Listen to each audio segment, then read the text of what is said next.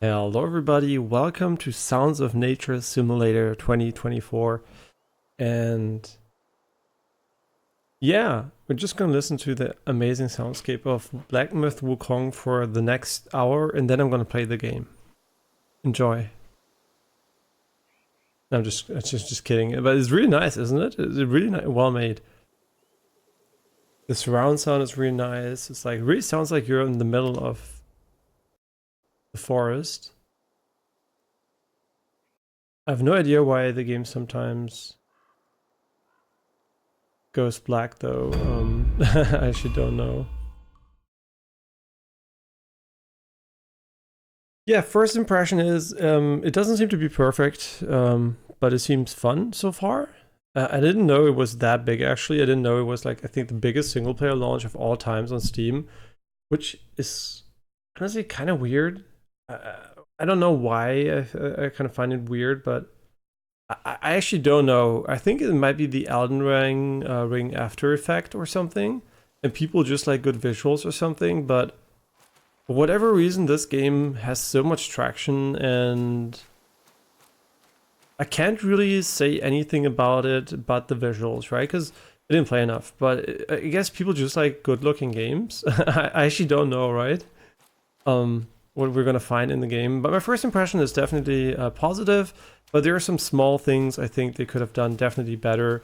And I think the most, for me personally, most annoying one is by far the way they handle the level design at the edges of the level, like the level borders. Yeah, this is I think my biggest complaint from a that would have been easier to avoid perspective, right? So yeah, I don't know. Could have been avoided, I guess. Otherwise, it looks really cool, and you can also, I guess, if you want to, disable ray tracing and have it run with more FPS. We're playing with, I think, 80 to 100 FPS using DLSS 50% performance mode. I mean, just for fun, we can just crank it up resolution-wise and just demonstrate what it would look like if we wouldn't use lower values here. For example, we could go for balance if you want to. Here, I don't even know what balance is, maybe 60. But honestly, I mean, this is just go for fun with an insanely high resolution just to see what it feels like visually. We have like a baseline. Yeah, they say it's DLAA, which I think is not true actually, but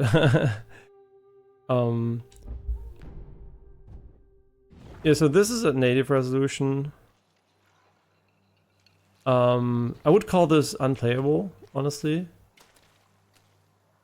There seems to be also some kind of weird stutterness going on, so...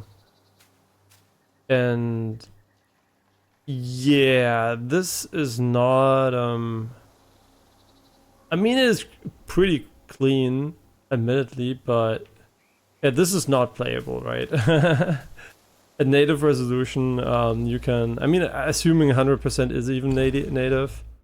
I actually don't know what they mean with the setting exactly, because they don't tell you. I actually don't know. I mean, this is like going for DLAA, which doesn't make sense actually. Why would you go 90% DLAA? But yeah, so also here it runs very, very poorly. For sure. Yeah, there is no denying that this runs like complete dog shit in higher resolutions. Yeah, so without DLSS, like almost unplayable, to be honest. And the visual difference is so minimal that it's almost insane. Yeah, there seems to be almost no value in ranking the internal resolution up. Yeah, as far as I know, 50% is 50% is balanced. I'm just gonna double check because, you know, why not, I guess. DLSS here. Okay. Render resolutions and performance is 50% and equals 1080p. I assume it's 50%, right? I don't know what it is, but it looks really good. Yeah, so I don't even know if like 50% is higher than ADP, to be honest. Because even looking at these like high contrast scenes, yeah, it's a bit more alias, but like not very much. So it's very, very interesting to see how much performance we get out of it without losing almost any visual clarity. See, I almost didn't check here because I thought this was going to be a dead end. Yeah, I think this is my only real criticism I have so far, that I think it's hard to actually argue against, because I think it is objectively bad to have a game where you don't know where you can go and hide things behind like small sections. I think where it looks like you can go, you should be able to go, honestly. Yeah, I feel like that is definitely something they should look at. Whoa, whoa, whoa, what the fuck? He has like 1 billion HP. How delayed is that heavy attack? Whoa, whoa, whoa, whoa, whoa. He's like omega strong.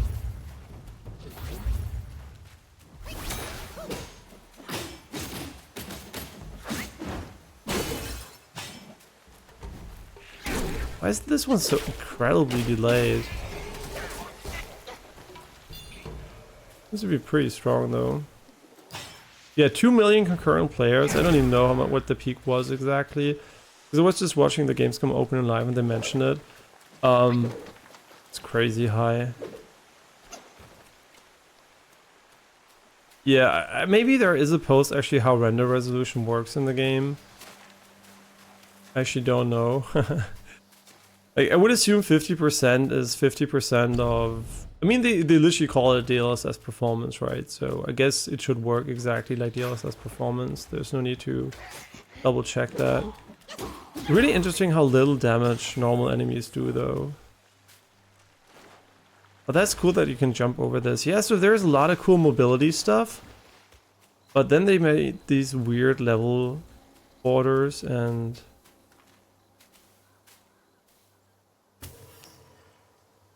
I wonder what the game would feel like if I really lowered all the settings just to see what it feels like at 240 FPS. If it's worth it. I guess it isn't, honestly.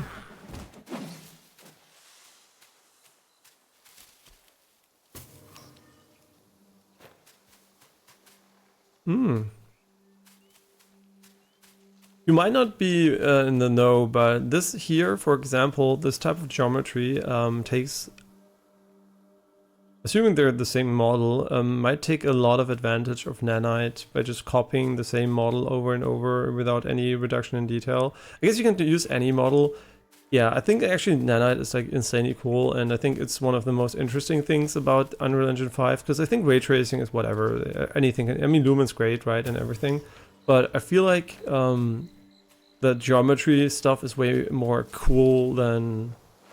like just like the ray tracing features, which might be more efficient or not than hardware ray tracing at times, but I mean, obviously they're more efficient, but it's not, you know, it is a big deal visually, obviously, but just like from a technological perspective, I'm more interested in the geometric detail, because that's something you can't actually just do by, I guess, just like adding ray tracing algorithms to other engines. Yeah, implementing ray tracing is trivial. I mean, the primitive version of it is trivial compared to what Nanite is doing, so yeah. But obviously Lumen and etc. are very complex algorithms, and they definitely are way more performant. So if you play this game, you also have the option of not using full ray tracing and just going for Lumen, which also looks perfectly fine, honestly. The shadows aren't that great and some effects are missing, but I think that's more on the devs actually than... They kind of didn't add effects they could have easily added to the non-ray traced version, which is kind of a shame. Oh, this is like another area or something? The other one was the area where it didn't need to go. This game is way more open than I thought, actually. I was expecting a very, very linear exploration. Ooh, here the depth of field kind of... I don't know what was going on there.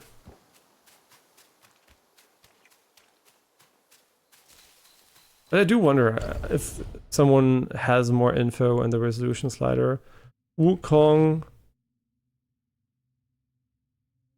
Because a lot of people are playing this game.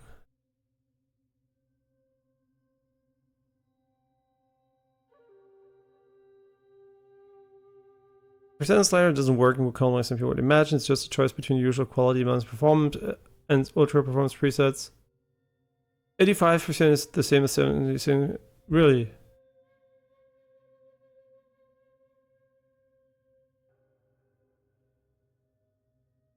Oh, so they actually don't use different presets.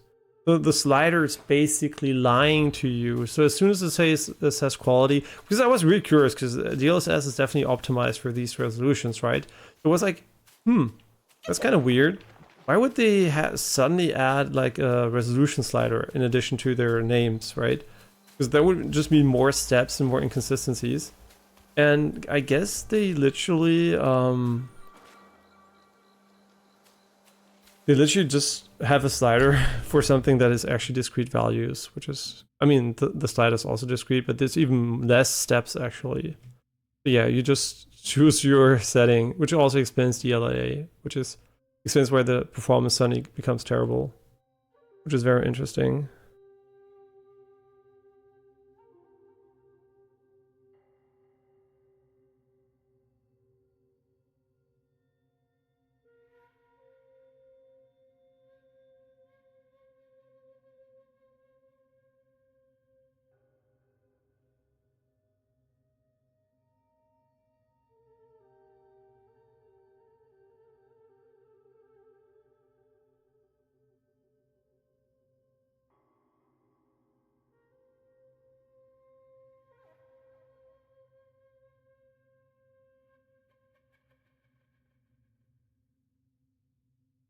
I'm kind of curious, how does ultra performance look? Just out of curiosity. Ultra performance should be down here. And what I meant is, you can see here the slider. On the right side, you can see the current DLSS quality mode. These settings don't change anything, right? This entire value here is meaningless for DLSS. So the slider is kind of stupid and misleading.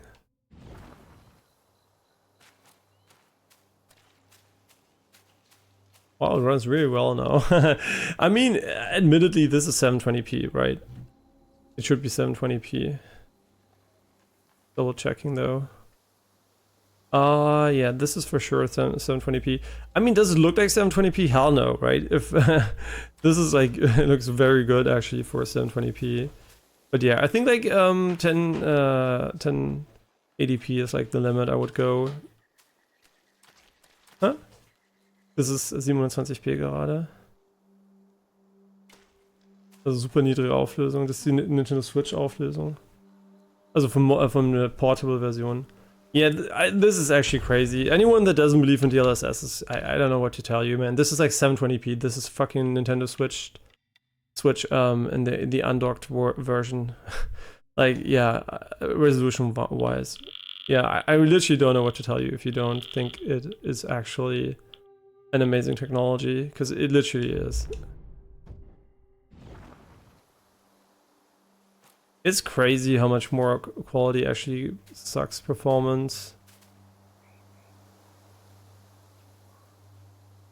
Yeah, every time I do it, I'm so impressed, right? In every game I check out the DLSS settings. Every time, although I've seen it so many times, I'm literally always impressed by how little the base resolution actually affects your quality. And I shouldn't be confused by that, because our brains work the same way, right?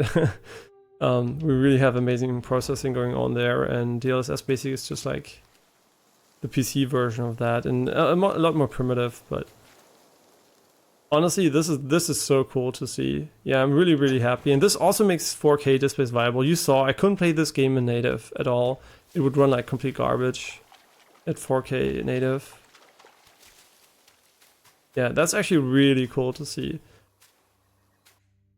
Yeah, so my advice actually is, if you want to play with ray trace enable, I feel like the going here for either performance or balanced, if you don't care too much about performance, is the best way. I think quality is way too taxing and feels very sluggish comparatively. Unless you're obviously on a 60 Hertz display. Then I don't know. We should check with frame gen off, I guess, to see. But yeah, you can benchmark it yourself actually. But I think the idea, this is like, I think for me personally, performance is the sweet spot. But if you care more about the resolution for whatever reason, you can go with balance. But quality is going to be quite the tough sell. Like the 1044p native with full ray tracing is kind of rough. I'm not gonna lie. Yeah, the only downside, obviously, from DLSS is actually that it is monitor dependent. So if you have a 1044p screen, you have different scaling factors than a 4K screen. So you can never get the 1080p scaling actually on a 1044p with the DLSS. So that's really unfortunate, because I feel like if I go performance 4K, obviously it's going to be higher resolution than performance 1044p. But that's like kind of, I don't know, unintuitive, right? So it would be kind of nice just to have like fixed maybe base resolutions or something. But I don't know, yeah, if that's a better solution. But yeah, I really like the 4K scales because they're really intuitive, right? Like you have 1040p, 1080p to 720p. It's like super intuitive and easy to map. Yeah, but nice to see actually that it works as intended. Okay, cool. So let's play the game actually. But the game looks fucking sick, man. I really can't complain about the visuals. The only thing I really am missing is HDR. Yeah, that would have been actually pretty nice.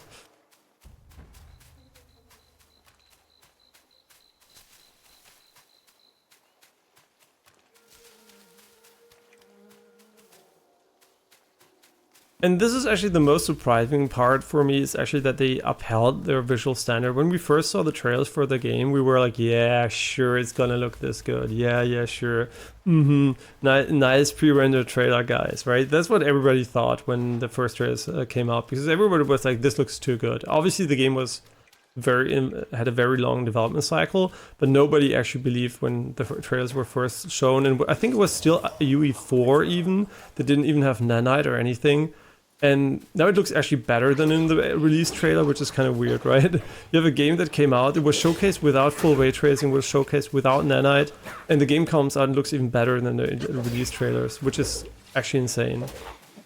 Yeah, so this is actually just a showcase of how far we've come from a technological perspective, that we can actually have full ray tracing and nanite working in tandem and have a playable game on really high-end hardware, obviously. But even if you lower the settings and you get, oh my god, even if you lower the settings and I don't know if I want to fight the boss here, and you're on console or whatever, you still get I think the launch trailer experience, maybe bar resolution or something, or FPS, I guess, because that might be the main caveat hier. Und schau mal, das ist das Wasser hier. Das hat, guck, diese Caustic-Effekte mit das Lichtspiel auf dem Boden. Und guck, das ist richtig simuliert. Siehst du das, wenn ich mit den Wellen laufe? Guck mal, wie es sich verändert. Ja, was halt eben durch die Wellen gemacht wird. Yeah, you can see the caustics are affected by me moving around, this is obviously not possible with the old 1996 Unreal. Oh, and they announced Borderlands 4 also. So there really is someone dead. What? What the fuck? We just killed him. Yeah, what a beautiful game. And I have no idea where the game wants me to go. There's a secret behind this for sure. No? Really? The first waterfall, no secret? Setting up the expectations wrong. No. Can we climb this? I would say no, because the game... See, this looks actually... If you look at this, right? This looks actually like a climbable area up there. Right? Like you can go up there, but... You actually can't. Yeah, the game kind of doesn't do a good job of setting areas where you can go or not, regardless of the fact where there are invisible boundaries or not. Yeah, this makes for very inefficient traversal. But depending on the area, obviously it's going to be more or less an issue. I mean, the forest is actually worst case in my opinion, because you can literally... Here we can go to the edge, that's so funny. Yeah, this might be the worst case for this. But still, it is definitely something they should work on. Maybe even in a patch, I don't know, because it doesn't seem like to be something you would affect game. I mean, I guess the invisible boundaries, yes, you can work on those, but you can change the level design, obviously, to be more readable, right? For example, here, who would expect to be able to go up here after you can't even move close to many areas, right? Yeah, that's kind of unfortunate. They should just have made everything accessible and just put artificial boundaries that you can see somewhere. Yeah, not always easy to solve these things later on. And the tree looks really cool. I mean, yeah, the texture resolution on this tree is not amazing, but the geometry is actually kind of sick. Okay, we're gonna go in here first. I know we're gonna skip a boss doing this, but I don't care. Oh my god, the geometry, man, is so sick. Just look at this, the mountain here, how many nice details there are. Yeah, just really pretty.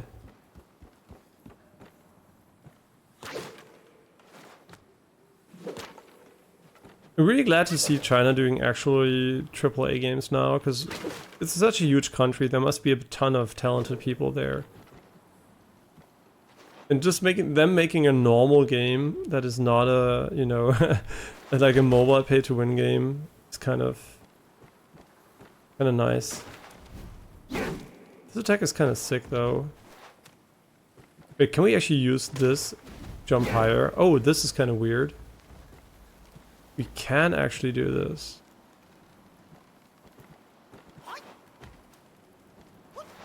So this is basically a double jump. Interesting. So can we fall down here? No. Okay, the game for whatever reason has decided that you can't fall down. I'm gonna say this is bad game design for one reason, and if that's the only reason I can name, that's fine, because I think it's more than enough. I think what Souls games actually have is a great way of actually making the environment matter. If you can't fall down and the environment is not a hazard, you're never gonna care where you run. You're just gonna run around blindly, and you know you're not gonna care. I think falling down edges is a core mechanic of Souls games, and it elevates the level design by a lot. So if I can say one thing about the game for sure, if it stays this way, is that the level design and the way it looks great, right? But the level design from a, you know, gameplay perspective is vastly worse, way worse than Souls games, because it doesn't have any meaning to it, right? This could be anything; it doesn't matter. There could be a wall here, there could be something else. It doesn't matter. We can't fall down. So there's literally no consequence to us not paying attention. I guess why they did it, I can see why, because you can see the characters a bit harder to control. In Souls games, you don't have the precision maybe required, but I think this is, you know, maybe a concession they're trying to make there, but I feel it's more like admitting, hey, yeah, we know you're not 100% in control of your character, which is, I think, something, you know, Souls games require, right? This is a narrow path, but it doesn't matter. I can just like walk like a monk, you know, I can play like an ape, literally, and it doesn't matter. Yeah, so in my opinion, they could have gone with the default, just like you fall down and you die version, but they didn't. It's fine. It's a different approach, but it's worse, obviously, for me. So.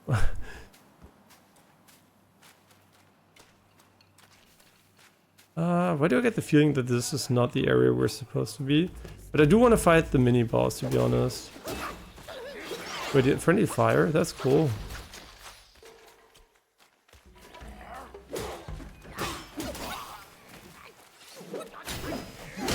Yeah, and we have iframes doing this, which is great.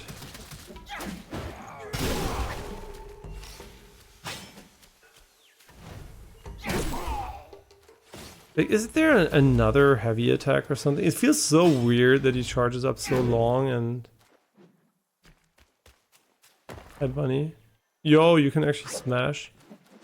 Can't smash the bunny for sure. But you can smash those. Interesting. Them being smashable kind of gives me the feeling they're gonna spawn a bigger enemy here.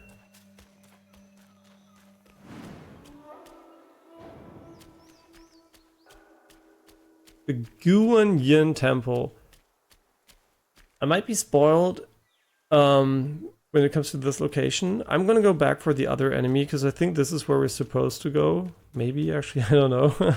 Maybe they're like alternate pathways, but I do want to do the other boss first.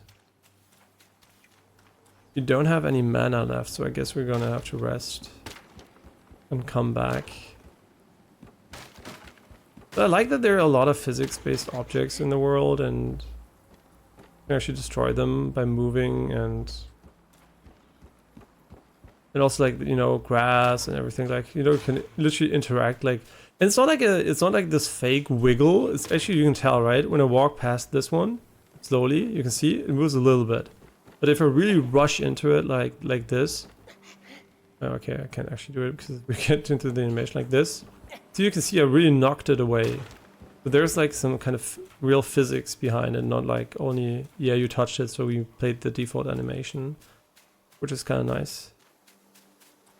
Okay, so let's go for the other area here. I should probably go for healing first, though. I think the healing was over here. Yeah, I think I have a very good sense of direction, actually. No matter what the type of layout is. Unless it's like really confusing in a maze or whatever. If it's like a natural, you know, style of environment, I usually find it very easy to navigate. Until I don't, and then I'm angry. And no, I'm not angry. I'm gonna get mad that I'm lost, but this should be the shrine.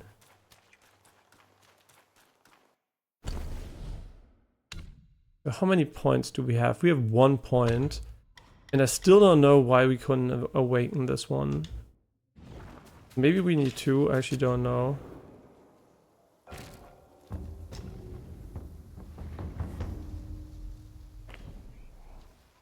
Where are the cherry blossoms?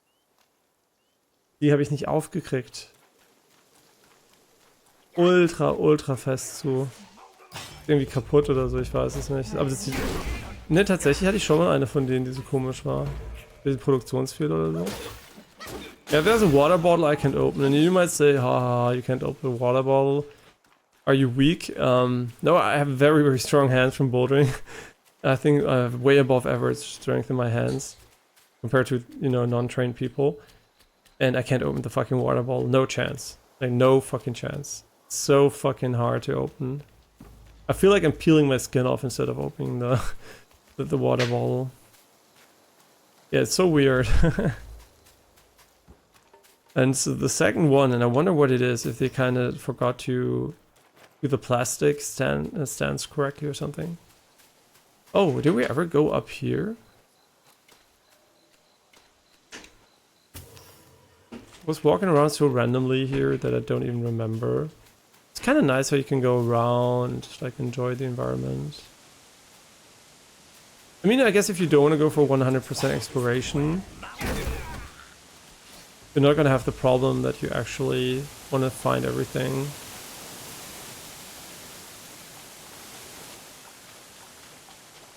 Okay, let's go for the other boss. I'm assuming it's a boss, right?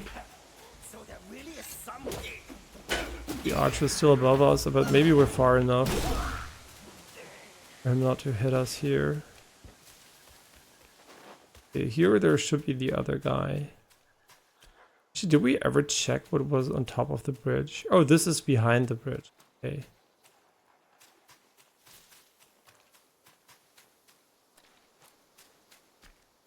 Okay, the first boss, maybe? The monkey, I see. Why don't you lay down your weapon and join me in Christmas? Wang Zi. What say you? Okay, this is not a boss. This is just like a guy. He does significantly less damage than the other guy, which is good.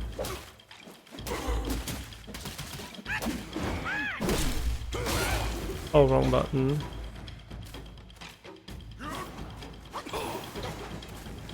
What the fuck are these attack patterns? Oh, you can't stun like this.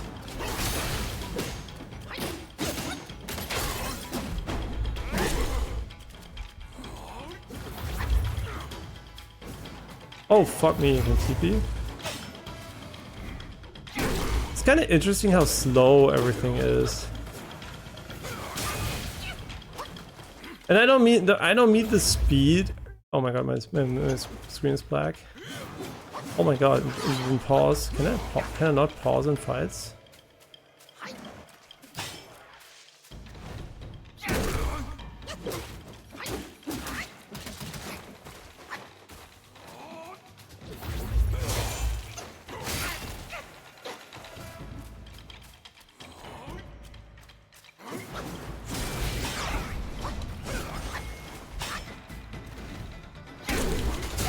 No, wait. I can open the menu, but I cannot cast while you attacks? Really? Okay, I thought we could attack. I should have dodged. I did not know you can't actually stun him.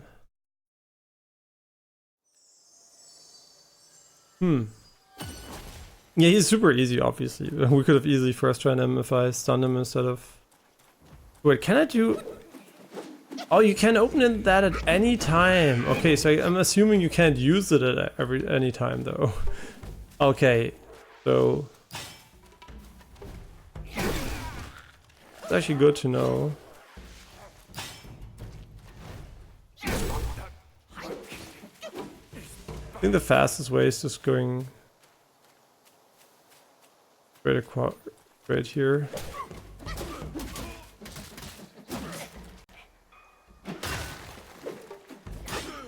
I don't quite understand how the hit stun works in the game though. Okay, now we have 2 skill points. Yeah, I also think your mission of when you die you lose your XP is kind of bad because you just die and get stronger while dying, and it feels kind of weird because you... I don't know, it feels like you just get stuff no matter how bad you play, which I don't like too much. I think this one's very good though. Okay, so you need to unlock both sides, which is unfortunately not quite clear from a wording perspective. I've played tons of games, right? So I know this principle, but you should still explain the core idea behind it to players that actually don't know that this is a thing in games. Or that don't know how skill trees work. Okay, let's go again against this boss, which should be pretty easy to be honest. Do we have iframes during that?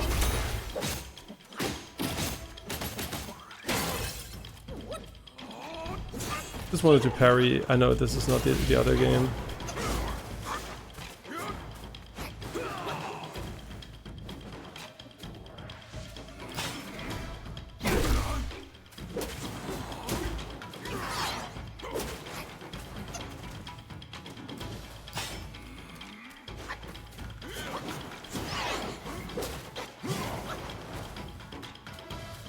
I don't know how if I like this guy's animations.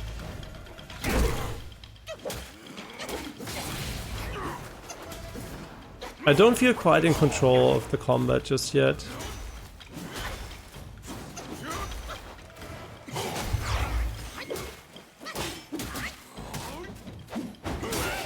Oh, okay, so I want to do the dashy dash.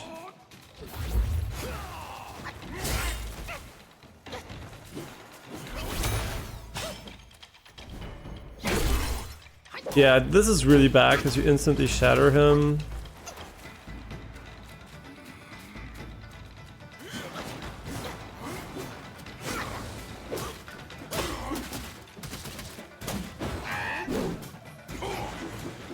I'll come back from the other side. You don't have iframes for this one. Don't know if I like this enemy.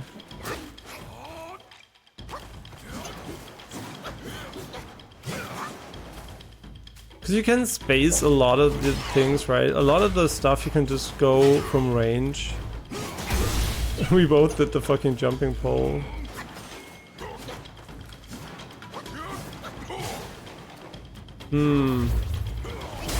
Yeah, do I like this guy? I think I don't. I think I don't. I think this was not the best fight. And I don't know what it exactly is. I think I don't like the way his animations... His animation tells are, because he has like this whirl stuff, and yeah, then sometimes he attacks, but often he doesn't attack.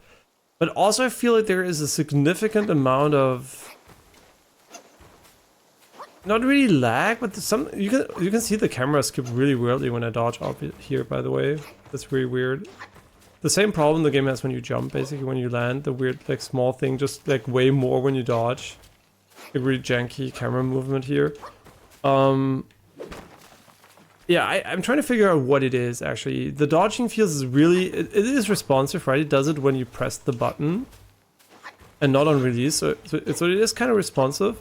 But at the same time, I don't quite feel in control of my dodges during the boss fight. And I wonder what it is, actually. Because especially after playing 9 Souls, that was so incredibly tight control-wise. This feels a bit more, like, janky. I can't really... I don't know what it is yet, so let's give it some more time. Maybe I get used to it. As the feral flurry intensifies with each fierce thrust, the flame do rise. Transform into a wolf, Guai, and inflict a scorched bane on the enemy with each attack. So we can now transform, I guess, and we do fire damage. I guess. And it costs mana, probably. Transformation. Weapons and valuables cherished by Yao guys often carry lingering obsessions from their deceased owners. Collecting them grants the ability to briefly take on their forms in combat.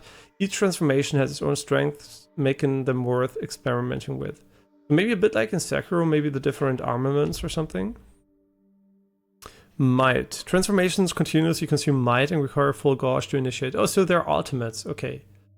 Like, probably like the ultimate attacks in Sekiro or something. Not Sekiro, like Neo or something. Using spells during a transformation further depletes might, and once it's fully depleted, the transformation occurs automatically. Subsequently, might will gradually recover. Also maybe cooldown based. And you can use the spell again, I guess? Or other spells. I don't know, we'll see. Now we basically got a better skill, which would have probably helped defeating the other guy, I guess, but...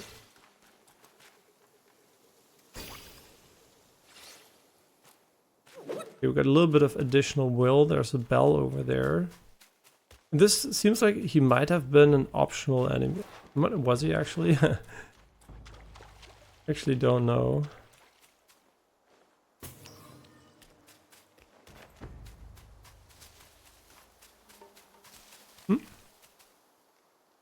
Cute. I wonder if something's gonna happen. They have a bell sound.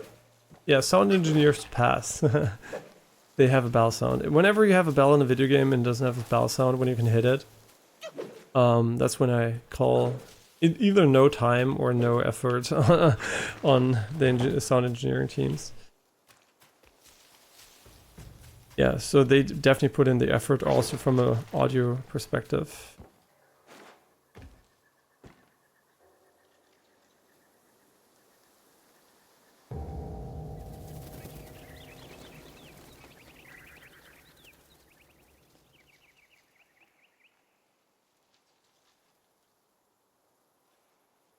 You just had to make some noise, did you?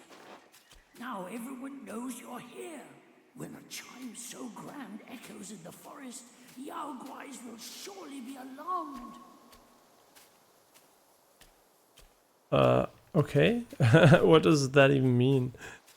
Was it hard mode, like in Sekiro, we just rang the bell and now the game's more difficult?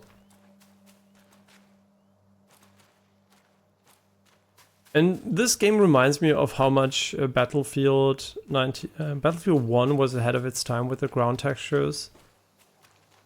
Like years ago, they had this incredible geometric detail and extra detail on the ground textures. It was really, really nice.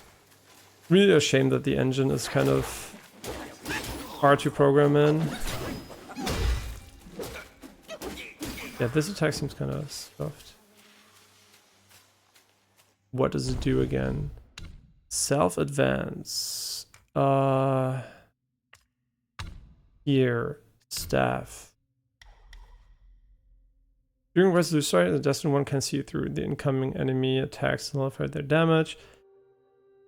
Enemies that have been seen through are easier to trigger. Does he do it when they hit me, or does it do it when...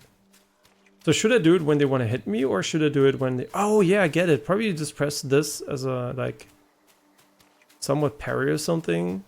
And you don't do it when you're not being attacked, because it maybe only triggers then. I don't know. Complicated descriptions here. What was the point of ringing the bell? We're actually very low in HP. I guess we should get HP. Is TPing back bad, actually? Is it bad using this item? No, right?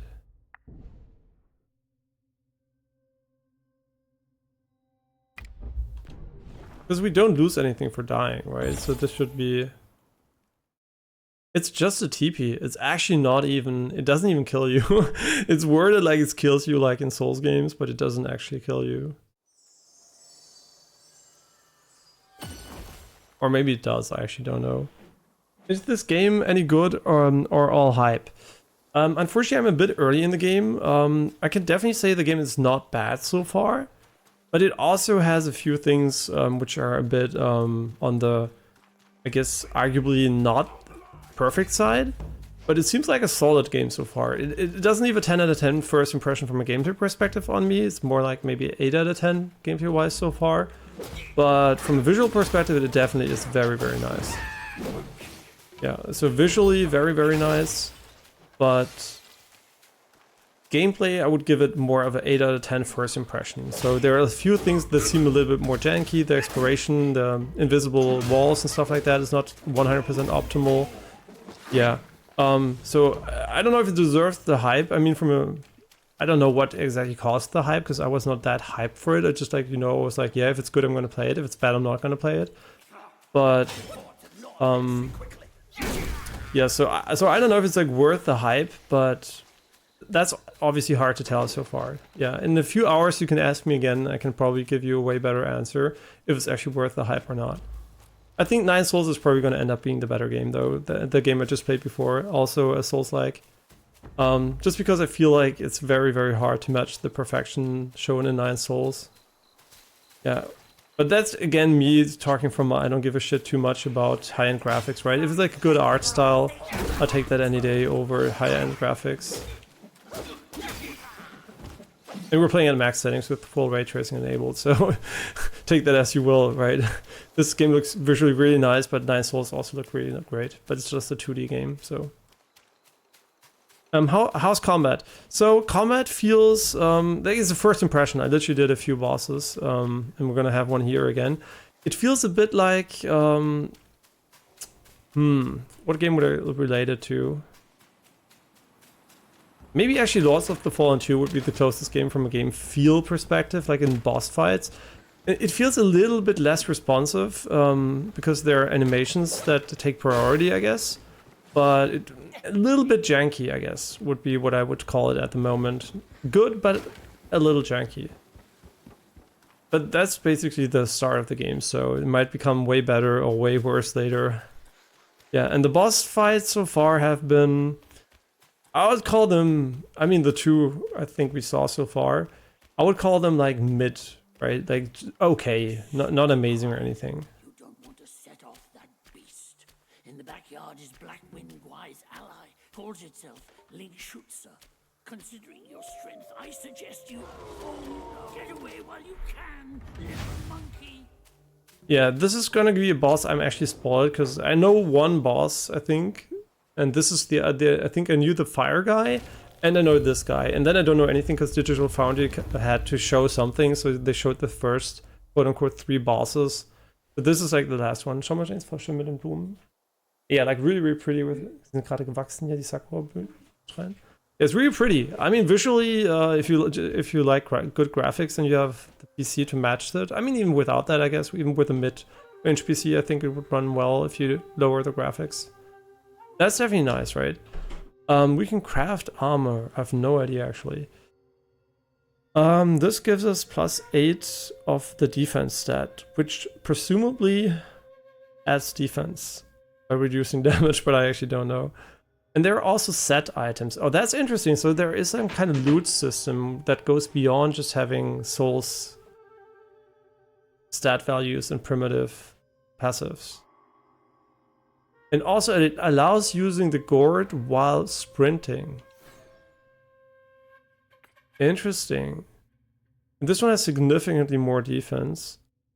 Moderately increases sprint speed. And sprinting each second moderately increases attack. This effect can stack up to 10 times. Proceeds upon stopping. I guess since I don't care about sprinting and drinking, I mean, I guess I'd still do it, but sure. Kind of unexpected. I didn't expect them to have visual differences here. I mean, this should look the same, so I'm pretty sure later on it's going to look different. Wait, no, this is the preview, so this is why it looks the same, right? Maybe.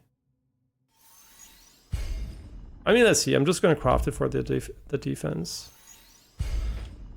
Graphics are cool, but look towards mechanics more than anything in determining a game's worth. Then you should play Nine Souls. It has very good mechanics. Yeah, if you didn't play it yet, I think it's probably one of the best games in the genre when it just comes to raw like mechanic implementation. Unless you're looking for depth, right? If you're looking for very deep and complex mechanics, I guess this genre is kind of a bit dry, right? It's not like gonna be playing a 4X game or something. Yeah, but just like from a core design perspective, Nine Souls, the last game we just finished it today, was like S tier, right? Absolute god tier game design wise. If you really care about game mechanics, that's one to look at. Or if you really like very difficult games with great mechanics, Turn and Noctis is also amazing. Obviously there are a ton of good games, right? But these are just the two I think are maybe a bit underrepresented and are a bit newer. Sure, so we equipped a full set of armor, which was kind of unexpected. Okay, let's talk about how the vendors are. I mean, they do their job, but the game kind of lacks an introduction to some kind of NPC or lore or something when it comes to how it works. You just go there to the shrine and magically you get an armor set. Magically you buy something in a store. I kind of feel like adding some kind of like physical representation of the shop or crafting would have been nice, but from a gameplay perspective, I guess it doesn't matter. Yeah, if you only have one you want to play, I guess if you like Soulslike, you should definitely check out Nine Souls first, in my opinion. Nine Souls, because Eternal Noctis is not really Soulslike in that way. It's actually more a Metroidvania precision platformer, but it has great game mechanics. Okay, travel. No, we don't want to travel just yet, unless we can travel somewhere else where we weren't before. The store, I assume, does not have new items. I don't even know if they would notify us. Okay, and this is going to be the first boss fight now. I assume it's going to be the first real... Wait, why do we have... No way, Okay, this is kind of stupid. I'm going to tell you what is stupid. You might be... Yeah, what is stupid? In their tutorial section... I'm going to show you. Wait, where is it?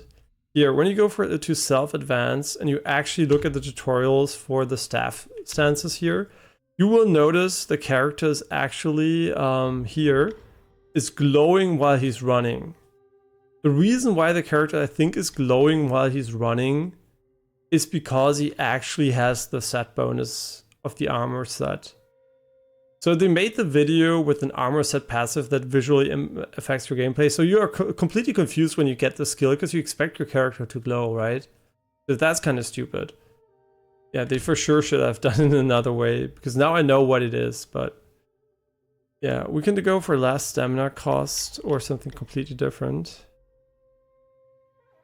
Perfect dodges. I mean, I do strive for them, but I have no idea if they're easy or hard to get. Massively reduces massively. That sounds good. A zero amount of damage reduction for a short duration after a perfect dodge. I guess when you fuck up afterwards or something. Wait, that's not a short duration. That's like ages later. I mean, that sounds really cool. What do the other ones do? A weaker. Significant damage reduction.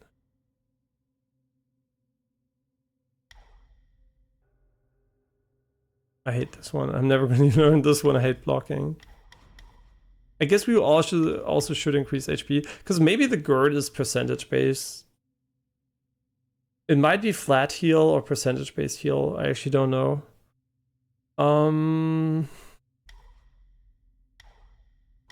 I actually don't know. Yeah, I don't care about this one though. After sprinting, I don't know. Is sprinting so important in the game? Maybe.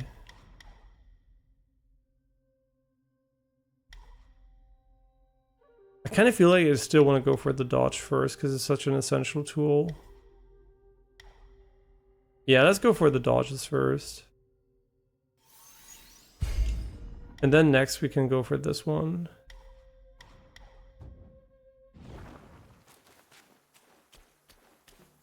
Once you pass that gate, there's no turning back. Thank you.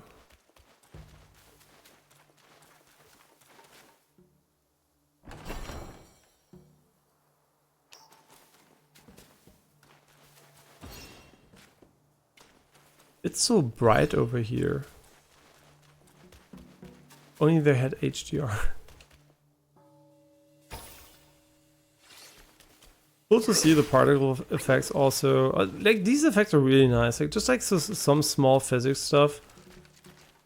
The first game I can really remember this cloth style physics being, I mean, this is like unique, I guess. But it's like Splinter Cell when you had like these, I guess, hospital beds where you can just like put aside the cloth. That was really nice. And since then, actually, I don't think there has been a lot of implementation and evolution of the technology in a way that you could say that, yeah, there are a bunch of new things like that, but a lot of games are still very static. So it's always nice to see a game that goes beyond just purely like pure visuals without any physics to them. And the reason is obvious because like PlayStation 4 and PlayStation 3 had pretty shitty CPUs. But they couldn't afford a lot of physics calculations on them. And also on the GPU it's kind of not that nice. That's so funny. No. No idea what I'm doing. Another Genshin. Am I just stalling the boss fight? I guess so.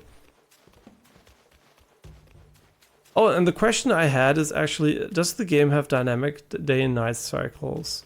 Because from a game design perspective, I thought it wouldn't have them. But I'm not quite sure, because I kind of remember this boss being at night. Look at the lamps, they're really pretty.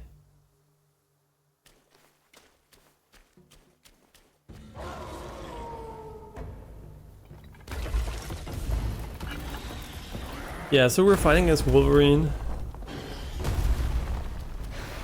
I should have locked him maybe, because I can't see him. So wait, how does this work? Red tides. Where's my focus bar actually? Can someone... De-transform. Interesting.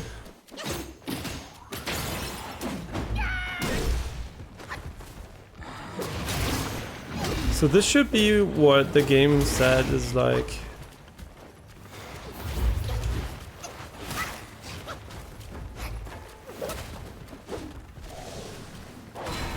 I am confused. What is going on? I have a bunch of items to my left. I think they're irrelevant though.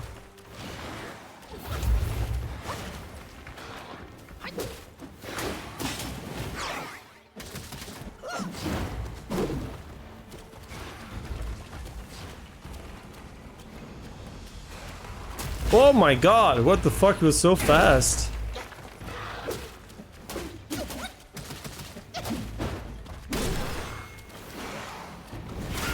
How does this work actually?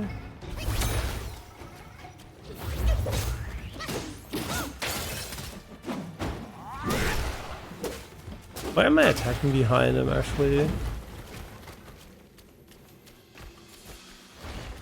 It's cool that he can climb though, that's nice.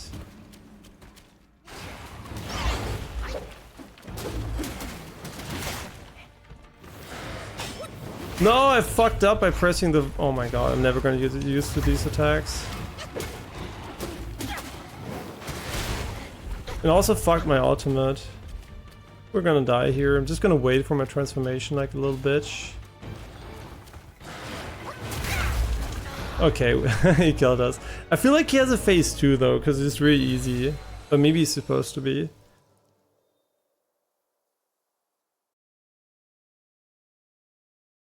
Hey Havoc, how are you doing?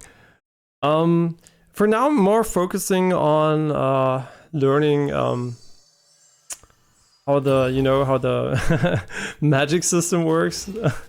I think the boss attacks are fine. I'm pretty sure we'll manage somehow, but the most important part is that I understand how this magic system works, so I'm not gonna be too confused.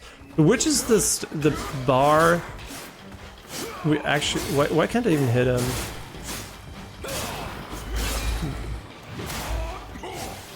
So what am I doing? Which bar is the bar that can run out actually? Okay, so now I don't have the energy anymore. That was so confusing. Whoa, he can slam us. That looks cool. That looks really cool.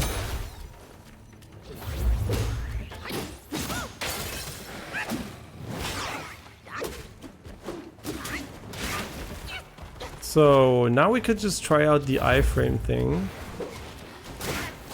So it didn't have iframes. I guess we have to do it a bit before, so...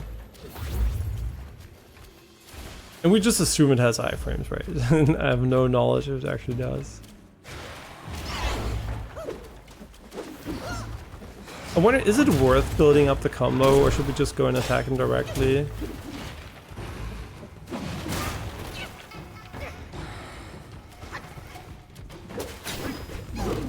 He just ran away. Okay, this was a very bad attempt, but admittedly I have no idea how the special combos stuff works. What is he doing? He's licking his fingers? Very nice of him. Okay, this should have iframes. And now we should be able to stun lock him for a short amount of time. And now he's gonna do the slow motion jump above us, and then we're gonna do the iframe stuff. Okay, now iframe? No, he doesn't attack.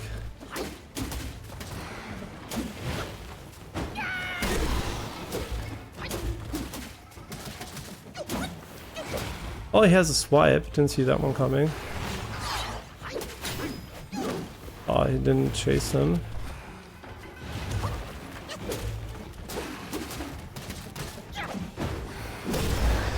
Oh, no phase 2. Interesting.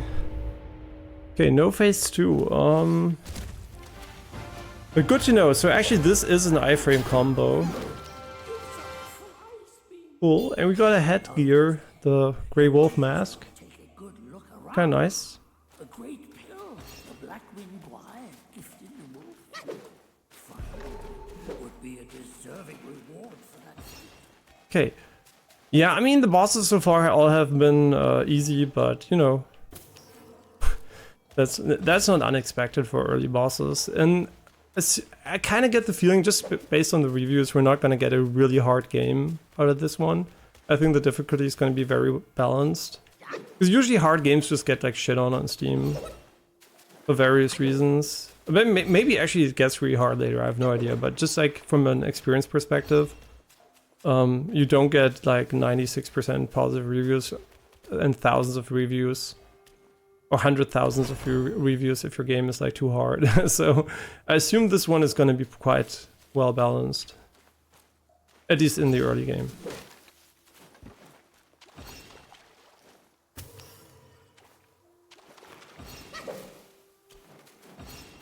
But it was a fun fight. Actually, I liked the fight. This fight was actually pretty fun compared to the last guy. The last guy was kind of weird from an attack animation choreographic perspective. It looked cool, but it didn't feel cool to play against. Okay, I think we are done here. How many points did we get? We got nothing. No, we got 1 point. I still don't know why the screen sometimes goes black when playing this game. Pretty weird. Yes. No, we don't have this one yet. Just like based on the video, like they say short duration. But what they're demonstrating either is like omega slow motion or it's actually pretty long.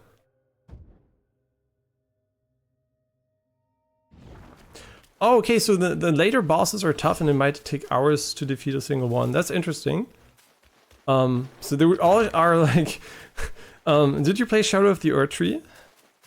So I maybe can like relate to the boss experience you had there and which bosses you would consider them be similar to.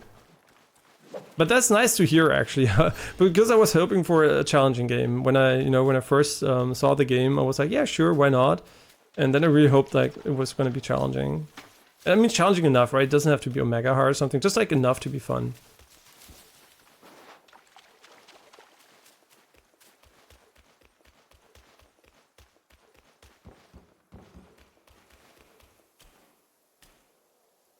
It would be really cool if there were like multiple final bosses of 9 Souls or something in the game. That would be really sick.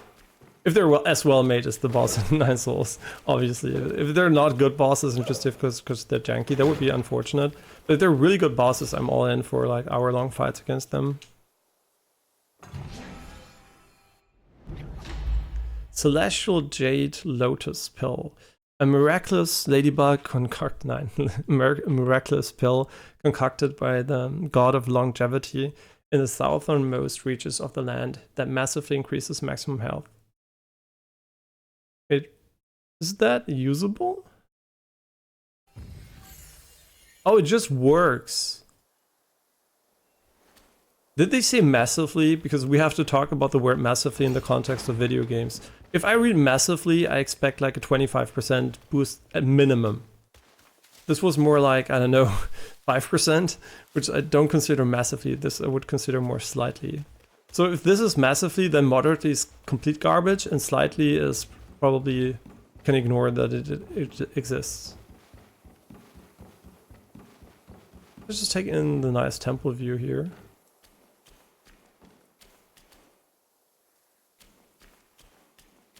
I like the sound design of walking here.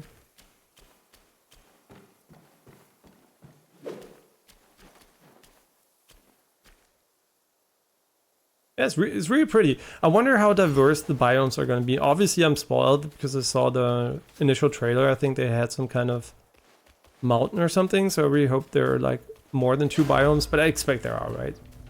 And even if not, it's fine as long as they look nice.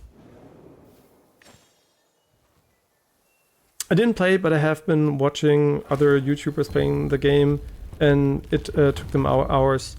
And you really got to dodge the attacks because they are strong. So you didn't play, but you watched others. Okay, so you okay. I mean, I'll see how long it takes. So far there haven't been many bosses in video games that took me more than an hour. So a few of them exist, right? For example, Radahn in Shadow of the Erdtree, or the boss I just beat today, 9 Souls, or like in Eterna Noctis, some bosses. But I think, okay, maybe, wait, how long did it take for Melania? Melania doesn't actually count because I was literally testing belts on her just for fun, so I guess she would have taken maybe an hour or so, yeah.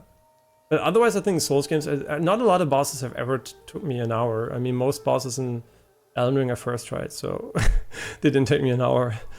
I have to think, have we ever had a Souls boss that isn't Radahn that took me multiple hours?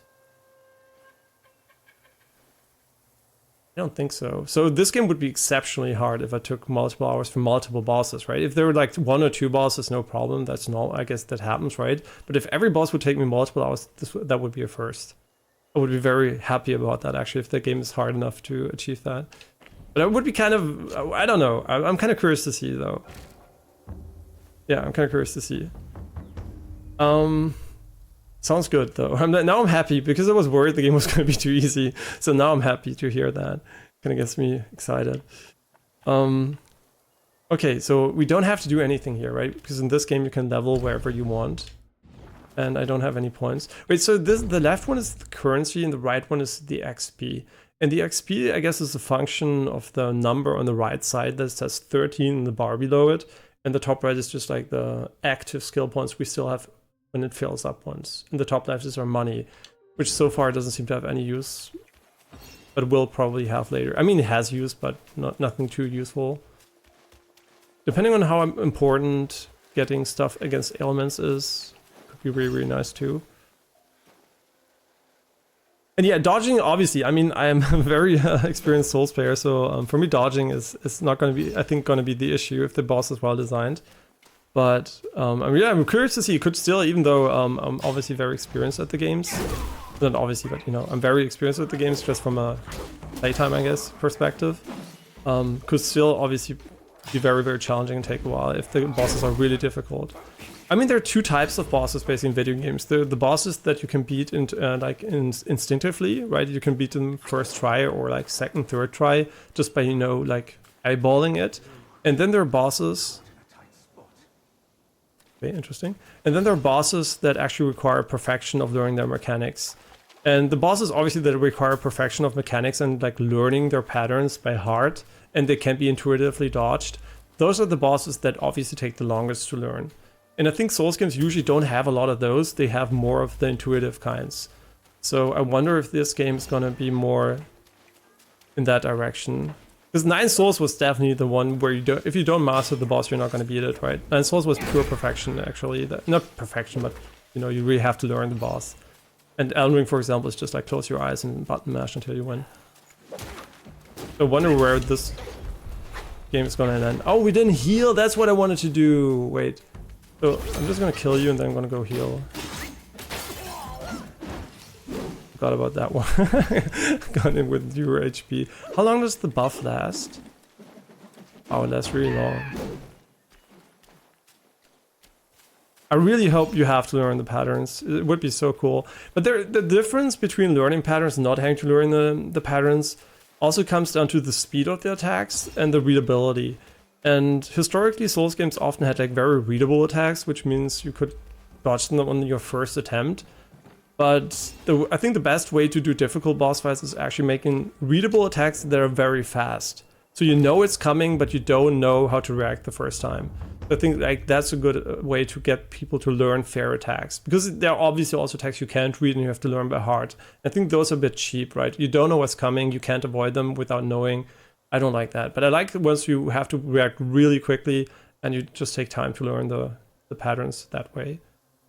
Which 9 Souls has, right? Today we finished it, so I'm always talking about it. It's such a great game, 10 out of 10, game of the year for me so far.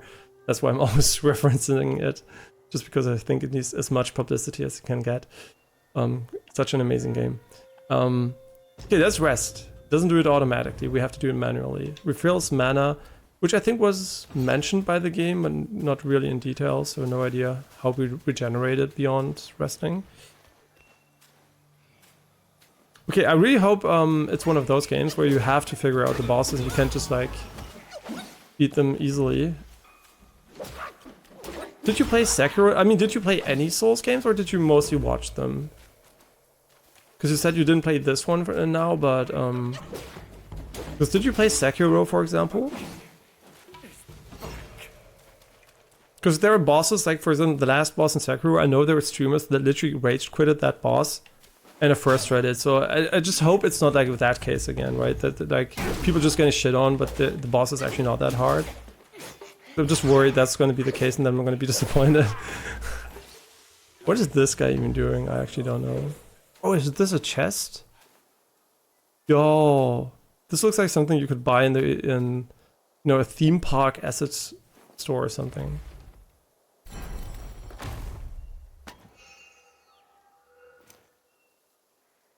I think Ishin is one of the best actually final bosses in games because I think Ishin, yeah, let's say it that way. I think the boss I beat today was the best boss that you had to learn by heart to beat. And I think Ishin is the best boss you can beat intuitively. I think both of them are perfect at what they want to achieve. Yeah, these two bosses are really, really love. Ishin and the name of the boss today I forgot because I have no idea what it's called, but we should go inside of the grotto, I think. Or should we? Actually don't know, let's go inside.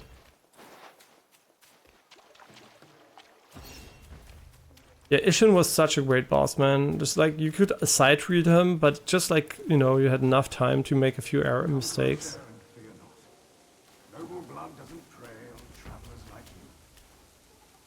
What the fuck?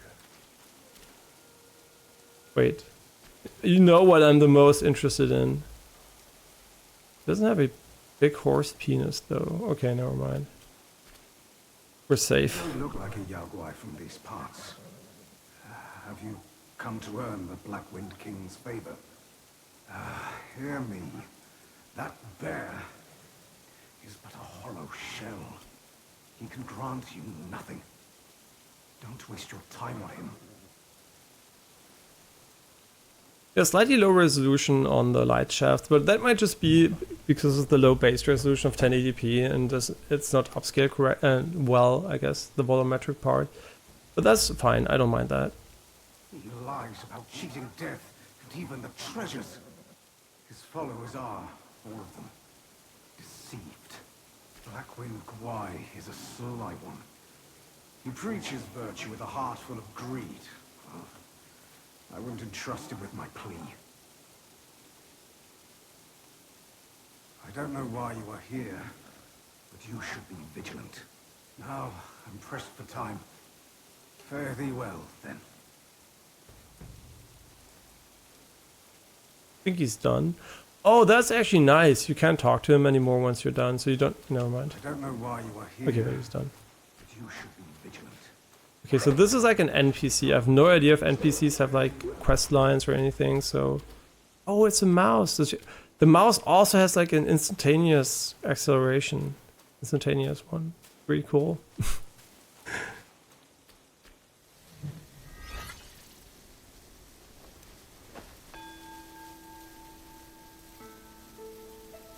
A little bit like Ghost of Tsushima with the meditation here. Obviously this game looks better. I mean, Ghost of Tsushima has amazing art style and also good tech, right? But I think this game has better tech, right, behind it. Obviously, I mean, it's fully ray traced, nanite. Yeah. This is what I hope Ghost of Tsushima 2 will look like.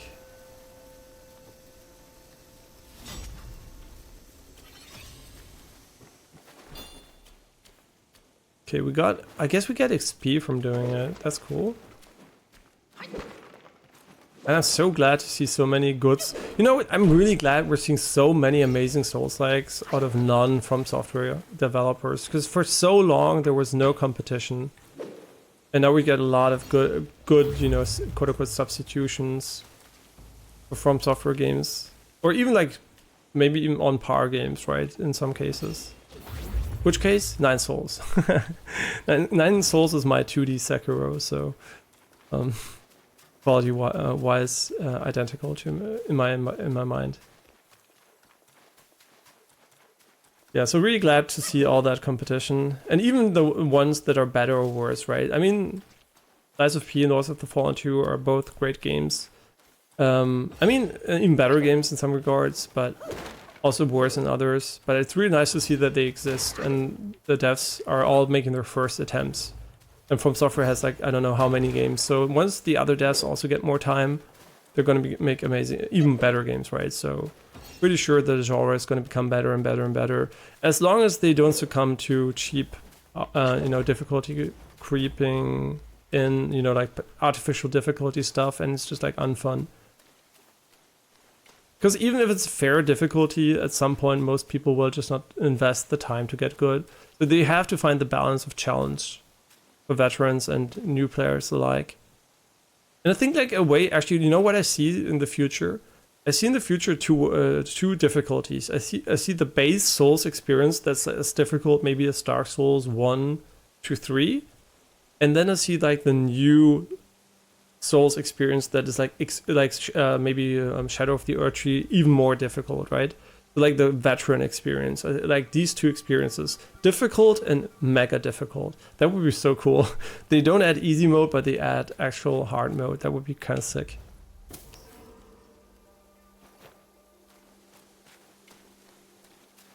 A snake-headed mushroom.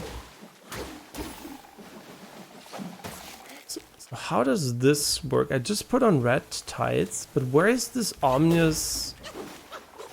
Where is this bar, right? Where is the...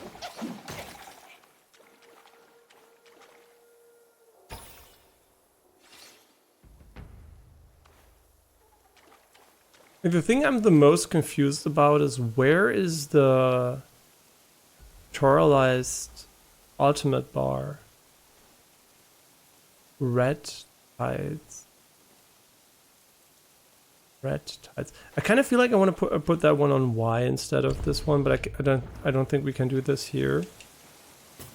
Can we read tutorials? Know how.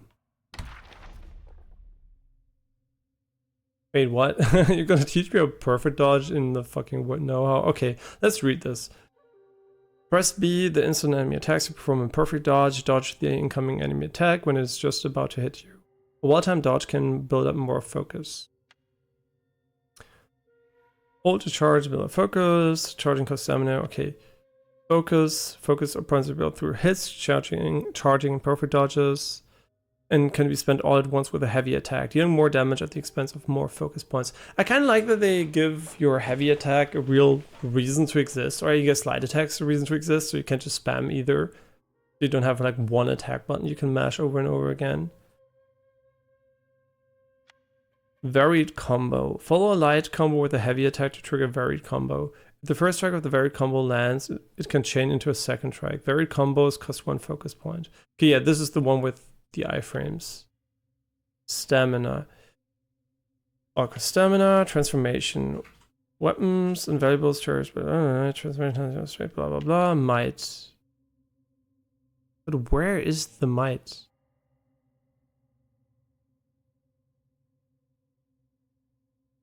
Oh, it doesn't replace my HP bar. Oh, maybe. Yeah, maybe it actually replaces my HP bar. Wisdom, Keeper's Shrine. The Golden Light will guide you to the next Keeper's Shrine. Oh, really? I guess no, it's not this symbol, but actually the glow. Self-advance and sparks. Okay, so we basically know all that now. Oh, this is like the other section. But what are portraits actually like? Because we love to look at those in Kunitsugami.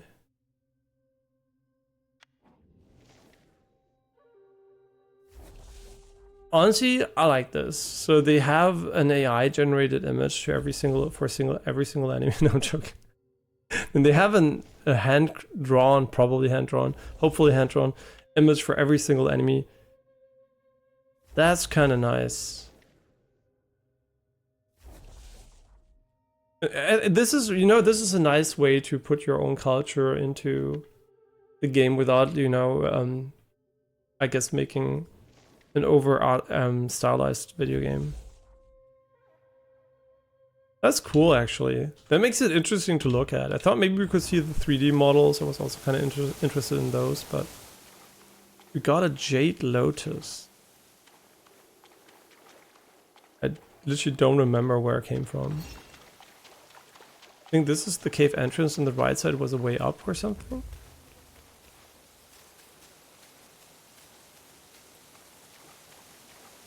Pretty sure there's an enemy.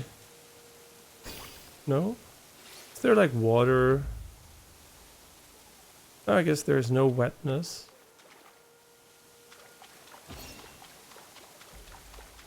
I mean, if there is, I can't see it right now. Don't think there is.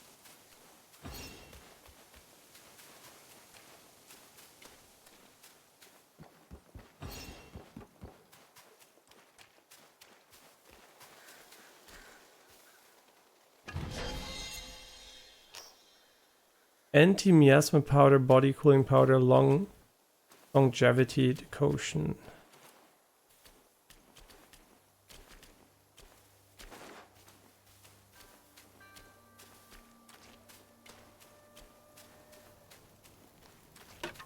Yeah, I'm not sprinting to take in the environment, right? Just like making it a bit more cinematic. Hi.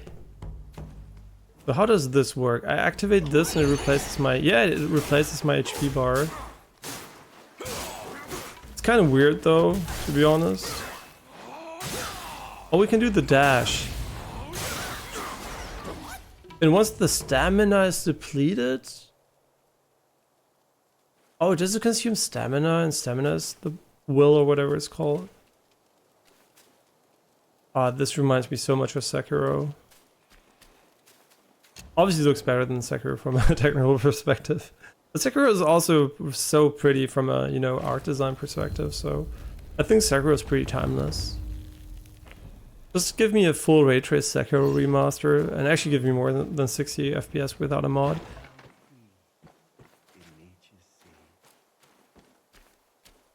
It's also interesting to see a game that actually is so inconsistent. They have DLSS 3.0, but they don't have HDR.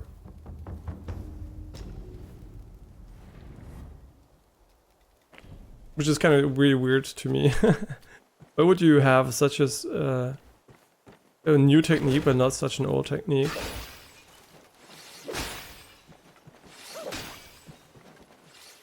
There might be a very simple answer. It might actually be that the devs of the game, because I mean it still was made in China, and I don't know how much money they had for everything. But eventually the devs didn't have HDR displays that were good enough for doing, and the artists for doing like HDR calibrated content. Actually might be what it's like. I actually don't know. Huh? Oh, hi. TP.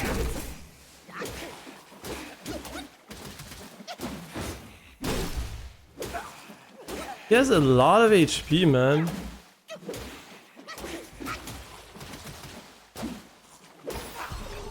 Can just stun knock him. Okay. Yo, it is Sekiro.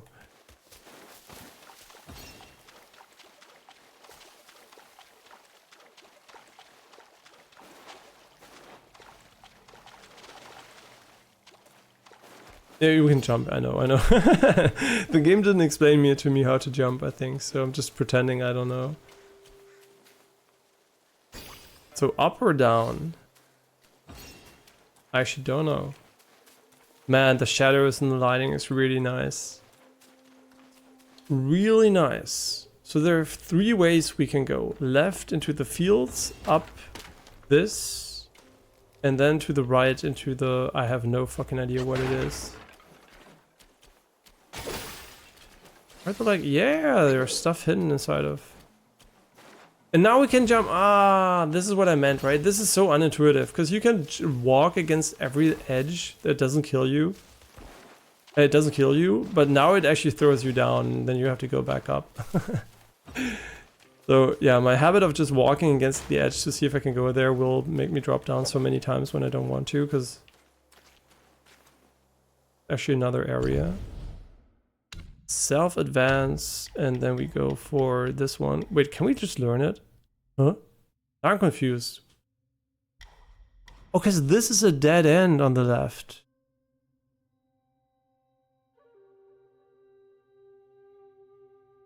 Yo, that's actually really sick, but it doesn't lead down here. Oh, and there's like a cross connection only over here. Oh, I didn't see that, because it's like black on brown. And I didn't pay attention. Perfect dodge leaves an illusion in your wake, which explodes instantly. Yeah, sure. That sounds perfect. And next, I think... I fucked this one. But this one actually sounds pretty nice. This one also sounds pretty nice, honestly. Maybe we should take this one first. Hi, are you enemies? Oh, you're enemies. Oh, the skeletons from Souls. But doesn't this consume mana? Do we have to kill them while they're on the ground? Like in Souls games? No? Now I'm still in here. The bar depletes by attacking and using stuff, but does this cost mana?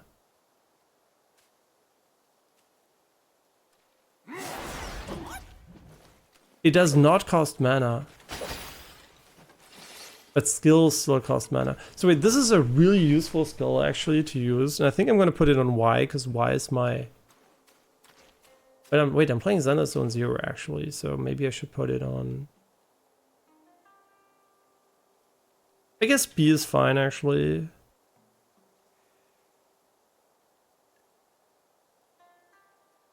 No, I think B is fine. B is fine.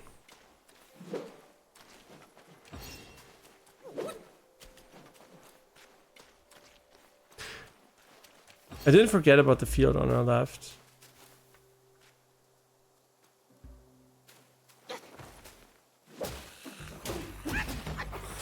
These are normal enemies and they have like a billion HP.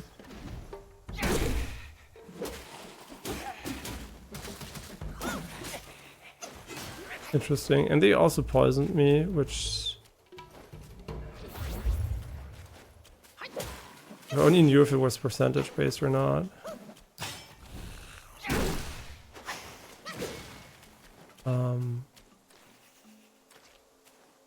What is he doing?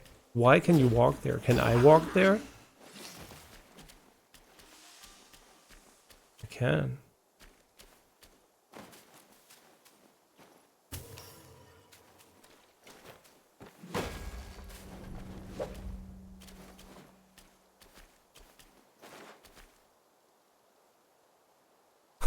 I honestly have no idea where I'm going, so I'm just gonna go up here and do whatever I can do up here. And then I go back down and...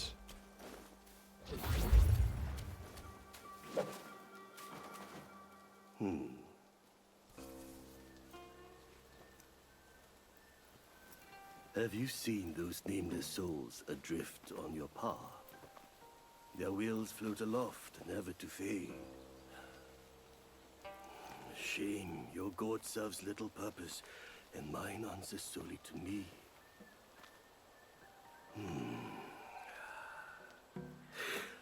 I know a way to guide the souls, mend their paths, and set them free. It will aid you.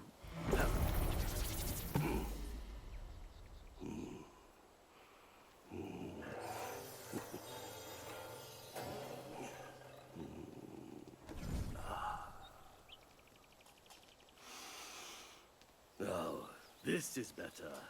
This gourd, though humble, may save the lost, banish their obsessions, and guide them.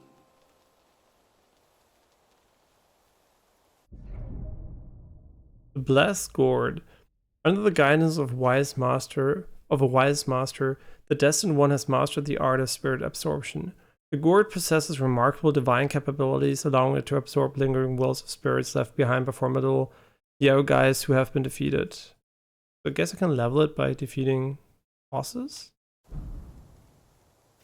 Not very... Oh, wait. There was one we could not absorb. Oh! One as destined as you, there can be no turning back. We are like tumbleweeds, drifting through life, with a destiny beyond our grasp. Fair sights fade, but with ink I bid them stay. The road has claimed you, now you must see it through. Your heart will guide you further. We shall meet again. Fair sights fade. Okay, could we have missed this guy? But I'm gonna go back for the one location where we killed the one guy.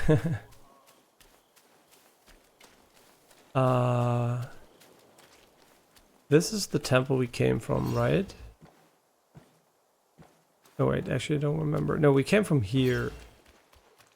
Like here, right? This is the location we came from. Yeah.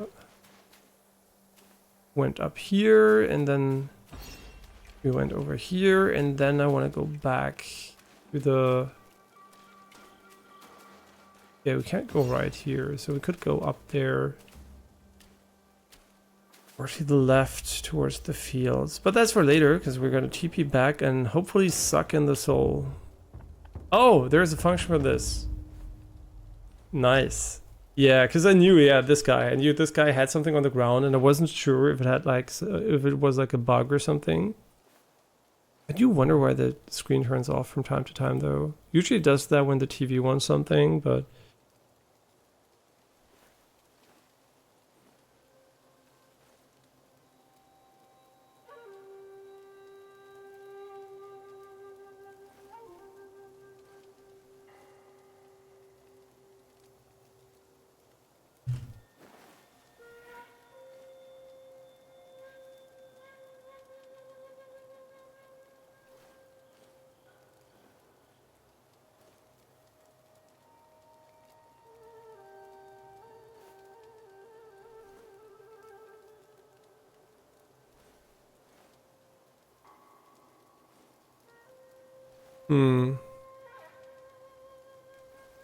I don't know what it is. It's not often enough to be a real issue. But it's also not rare enough to be a non-issue.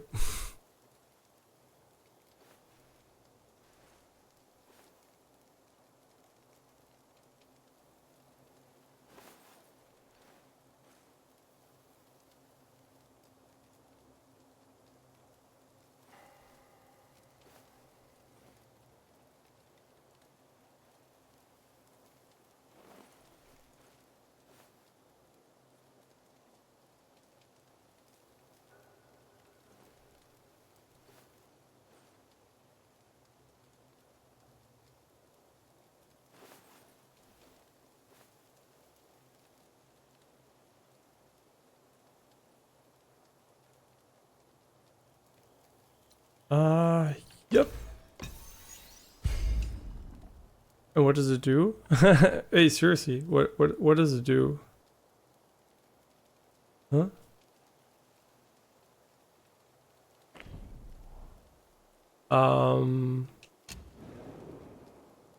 That's great, but what does it actually do?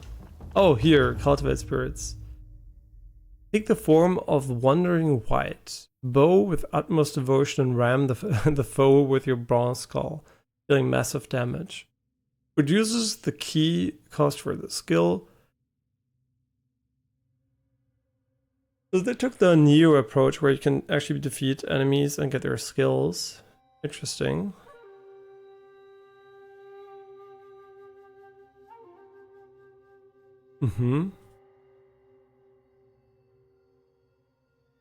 But I don't want to call to invade it because I don't know if it's good. That's funny. But how do I equip it? Is it like...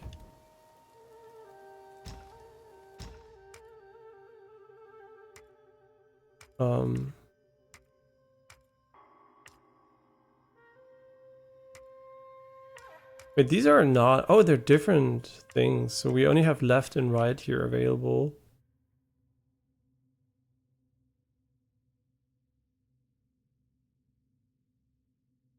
Wait, what? A control spell that with just a gesture or of the finger can bind the enemy in place. More powerful foes may break free sooner, thus caution is advised. To ensure the spell will not be interrupted during intense combat, cast it when the opponent is exhausted, staggered, or downed. When the enemy is stunned, you cast the spell to stun the enemy? Huh? I don't understand the logic behind that. Maybe I'm missing something, but I feel like you want to immobilize an enemy that is moving and not an enemy that is stunned. I might be missing something, but that sounds hard. I mean, I know that you deal additional damage to them if you level it, but without that, it doesn't make any sense. So,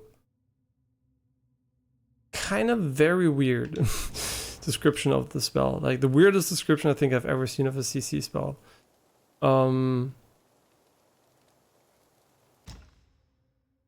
Yeah, we can reignite the sparks. Oh, can we? Wait, what? Reclaim all sparks at once. Oh, you can respec. Can you respec at any time? Good question, actually. But what does it mean when equipped? Is it like a charm or something? Oh, it is an item. And how do I use it? Oh, now you explain it. When key is full, press LT plus R. This is our ultimate to launch spirit skills. Transforming into a powerful Yaogai to unleash their signature abilities costs key, which can be covered by absorbing it from enemies during combat. Spirits of the Yaogais can be cultivated at the key tries to enhance their spirit skill. I'm not gonna level it just yet, so unless it increases our defense, which it maybe does actually, I don't know.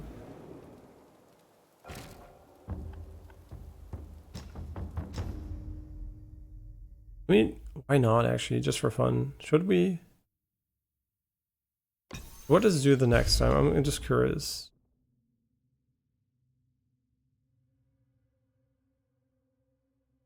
And now we need the blood of the Iron Bull for that? No thank you.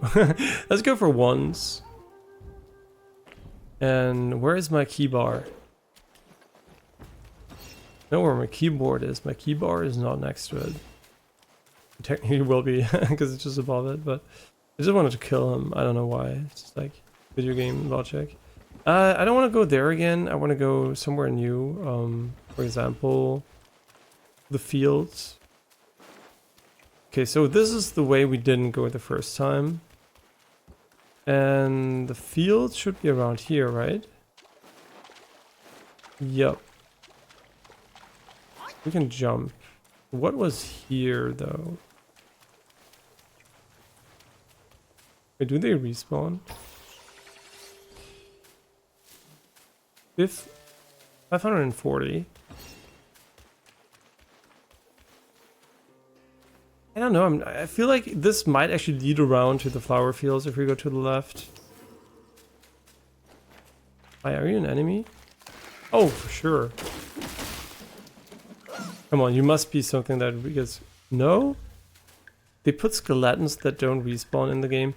You know why this game has no humanoid enemies so far? I think it's forbidden in Chinese video games to show dead bodies.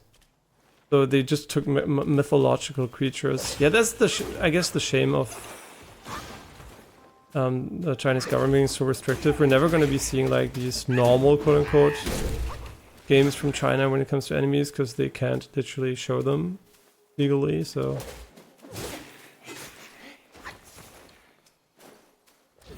still trying to get the feel for when to use this one.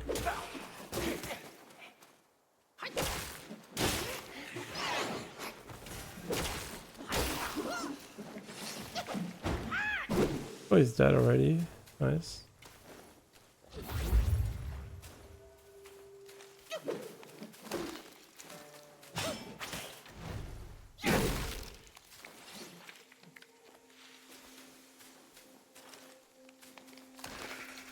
You can't target lock them while they spawn.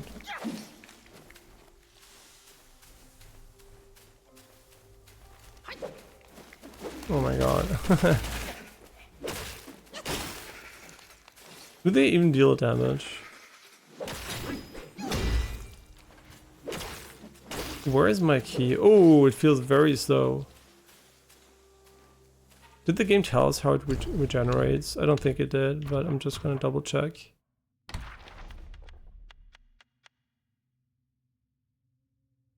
By absorbing it from enemies during combat. Absorbing it from enemies during combat. So I guess just by hitting them.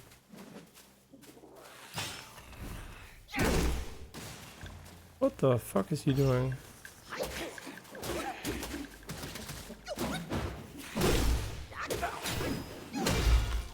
What are you doing, my friend?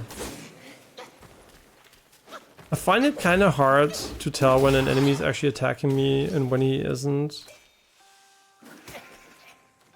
I don't know if you know what I mean. Like, it feels like they're like wiggling around like crazy, but they're never attacking. And then they attack and I don't know that it was an attack until I got hit.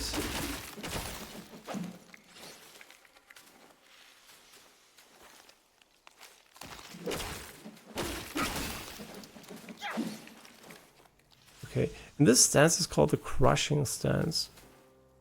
Doesn't really feel very crushy the way we move our staff, but what do I know? This is actually an interesting section here. This will show how much they like details. They seem to be very much detail oriented. There's no bad placed object here. Can't see through the objects into the ground or something. That's nice. I actually wonder how good Nanite is at, oh my god, avoiding these things. Are you an enemy? Oh yeah, you are. You know what, for these guys... Oh, this is the focus part. Oh, that's really nice.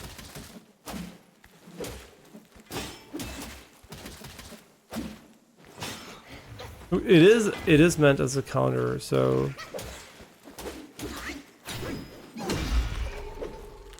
He's gonna explode. He looks like he's gonna explode. No?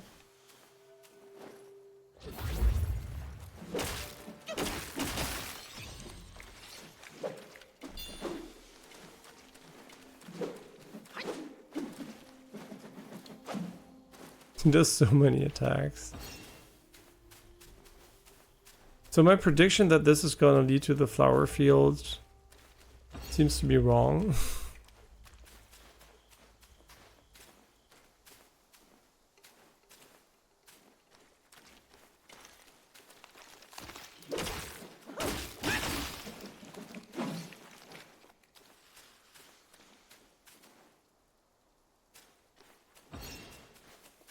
Because I really wanted to go for the flower field first.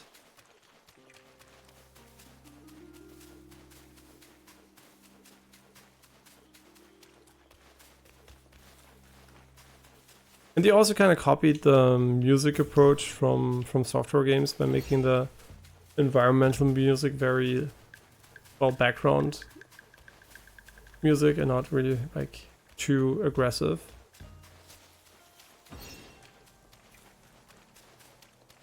Yeah, we also have Stellar Blade, which I never played because it's on PS5 only, and I'm waiting for the PC version to hopefully drop in a year.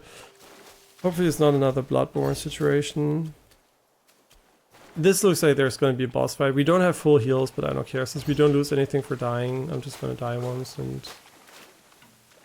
deal with it. Oh, hi, little one. But you explode, right? Yeah.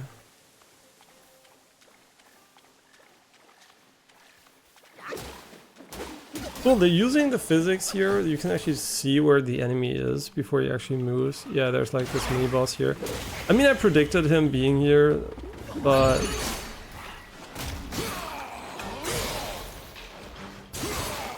I'm gonna fucking spam the shit out of this ability. Then I'm gonna spam the shit out of this ability. It was so greedy. Yeah, this is like the counter. Oh, that's so cool that they actually put in a parry into a situational thing. I can't see shit here. Which I guess is on purpose. Oh, nice. Cool attack.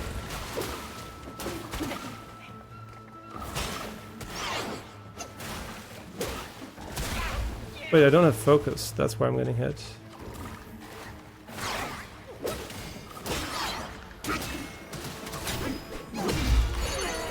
No! Oh my god, with a premium. You know what? I'm just gonna wait for the fucking gun to go back up and then get hit and die instantly. Oh no, they interrupted it. I thought, so that's what they meant. Chocorino. Gonna explode? No. Yeah, we should have gone here with full heals. I don't know what the fuck I was thinking. And we got the tadpole materials. We're sucking them in, so we see the animation for the first time. Which also explains that the tutorial actually didn't mean we suck in the souls during combat, because I wasn't quite sure. There was like some kind of active animation we had to do. Okay, we really have to be careful with the ultimate attacks though. Like I said, I'm not gonna bother healing because I feel like If we don't lose anything, if we die, all we do is basically waste time by going back. So I'm just literally gonna go forward and hope for the best. Kind of feel like this gives us more opportunities to attack. And more focus from perfect dodges. You know what, that also sounds great. Let's just all level all the dodge stuff first.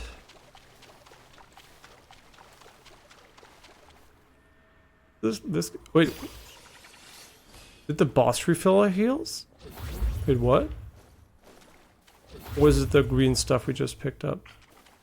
Man, if only the game had HDR. These sections here obviously are like over brightened because they don't have the necessary brightness range to display it, so they just go into the like over brightened SDR mode. This looks cool still though. Snakehead mushroom. Oh, and now we're okay. So I was right and wrong at this. I mean, I was right technically because it led back to the swamp, but they didn't put a connection. So this is basically where we were just before, but we couldn't go back up. So yeah, it's cool to see. All the areas seem to be pretty intertwined. There don't seem to be too many dead ends, which is cool to see. Yeah, fun fight against the frog.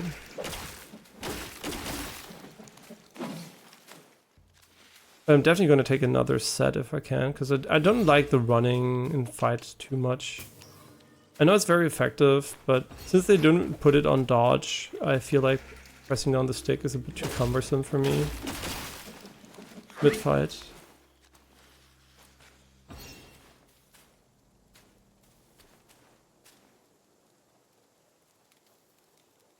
And I feel like something wants to kill me. I can't quite... On the one hand, the baby, on the other hand, the guy with the fucking spear, so...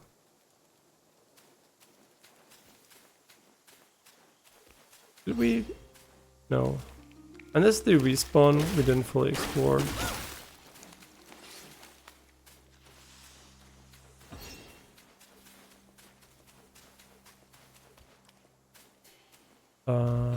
This is where we came from, right?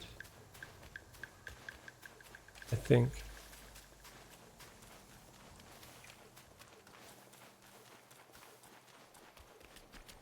Yeah, this is the stream. Yeah.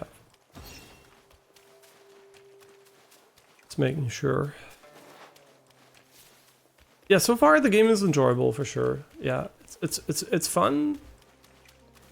No idea if it's going to be Omega good later on, right? Like if it's like really going to make, you know, do click and you're like, yeah, this is like insane. So far it is good, but the normal enemies are a bit weak and... This humble one's name is Guangmo. Should my demise I'm still come by learning. your hands, please pass this message to my master. Are you an Searching enemy? for deity, mortals do aspire. Craving immortality, Yao Guais surely will conspire. I am trying to figure out... Wait, so this is how it works. Fitting end. Don't care, I'm just gonna spam this like for the last guy and just deplete your HP bar.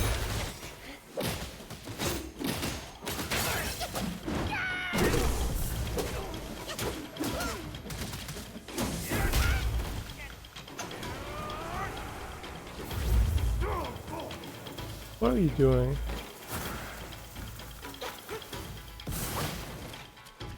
I have no idea what the fuck he's doing, but...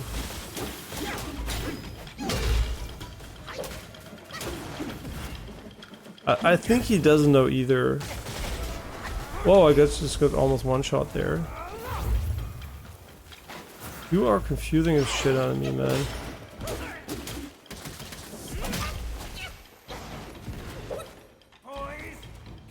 We didn't go in with full HP again.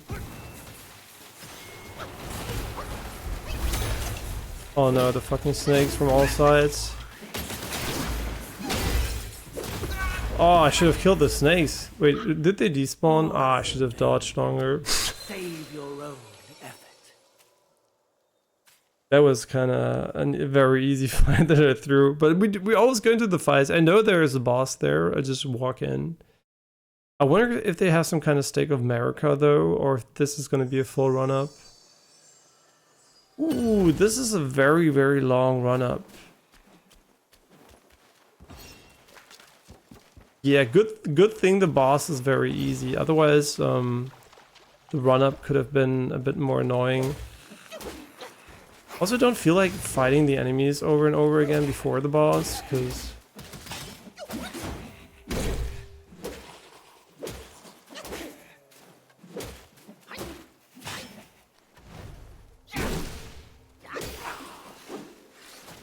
I guess they give you permanent XP though. I don't know. Especially these zombie guys here seem like moderately interesting to fight.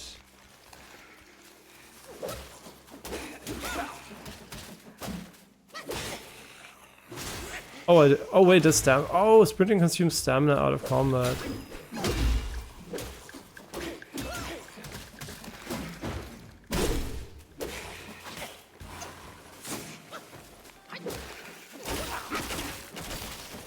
I guess I don't mind killing a few of them. Even though we're just like wasting all of the fucking heals again. Okay guys, can you chill? Okay, I think the game doesn't want me to fight them. We just aggro the entire fucking valley.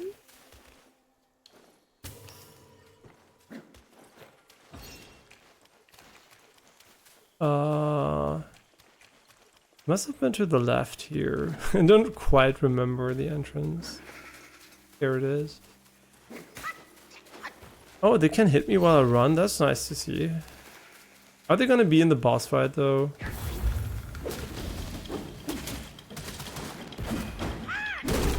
No. Oh, that was the wrong attack. Oh no, I want to do this one.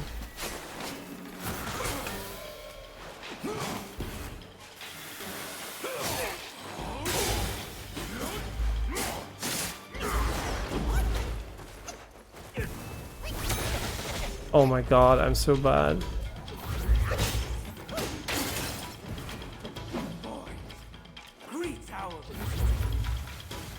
Okay, so what do we do here? Is this one we attack or... Yeah, we can attack them. I don't know if it's worth it though. No, they despawn after a while, so it's not really worth it. I don't have heals anymore because it sucked.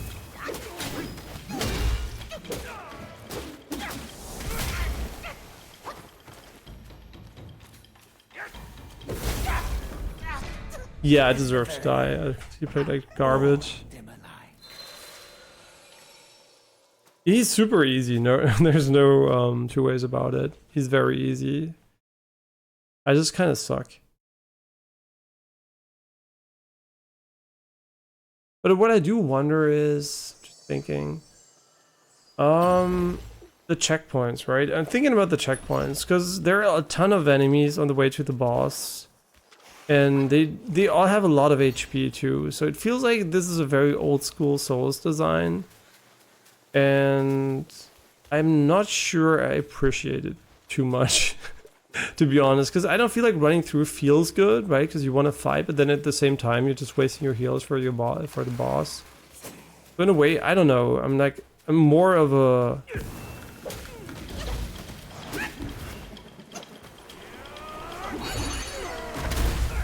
This is garbage?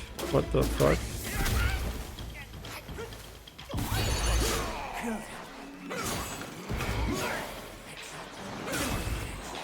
I don't even know if this is the way to do things DPS wise, honestly, but... Wait, I didn't see the tornado.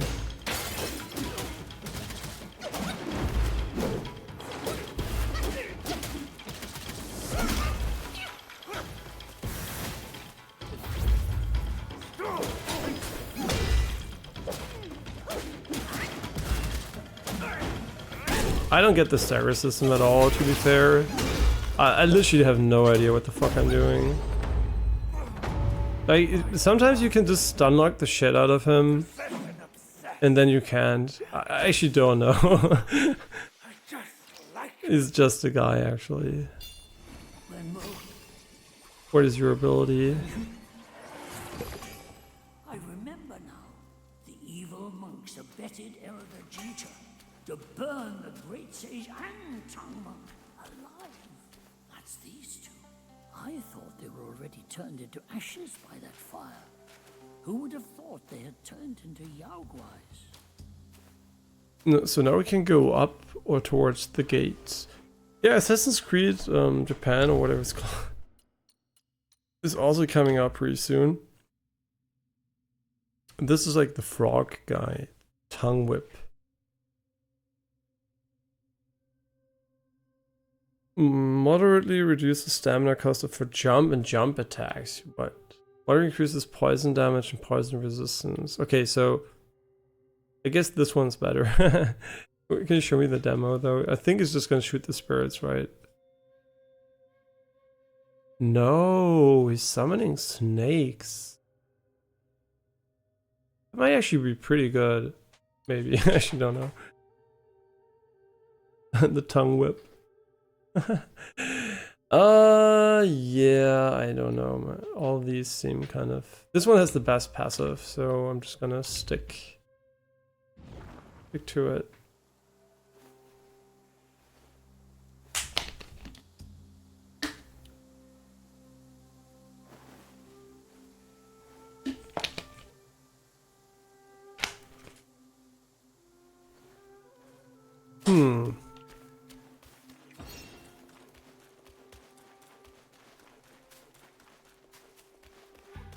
Oh, this is actually an area where they have a checkpoint. Interesting. And what is up the stairs?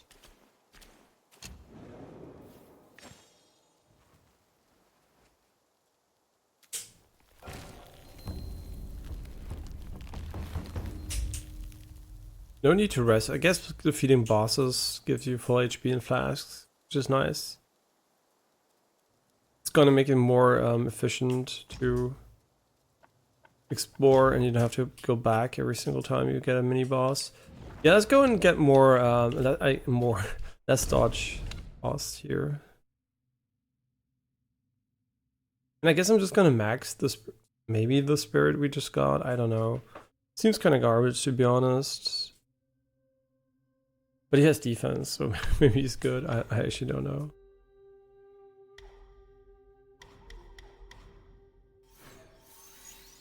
Sure, why not? What else? What else? What else?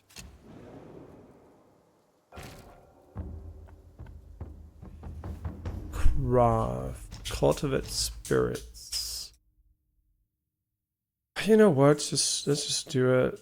Reduces key costs. I mean, it doesn't even increase the damage. So like, I'm just like, this is just garbage. Honestly, it's super expensive, and I actually don't know. And we don't use jump attacks. I mean, I guess we could, but at the same time, also, why would we? Gather. Luoja fragment vine. I'm just randomly assuming this is how we're gonna increase the amount of flask healing. Like, just like a guess, maybe. No?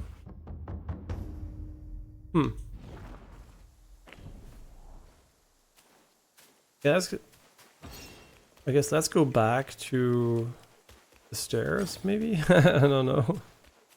Since there's fast travel, there's almost no need to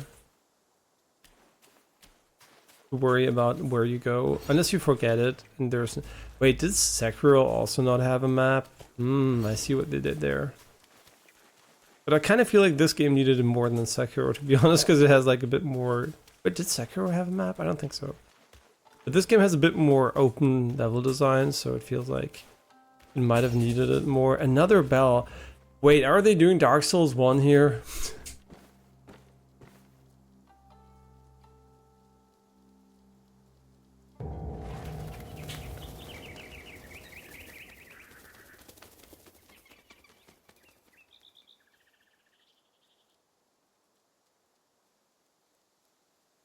I have an ominous feeling. After the bell rang, it seems as though the resentment in the depths of the mountain has grown. Forget it. Overthinking won't help. Your presence has already made a mountain. Why not go ahead? Take them out, once and for all.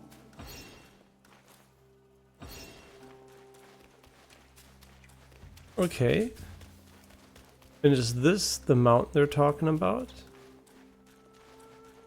Maybe.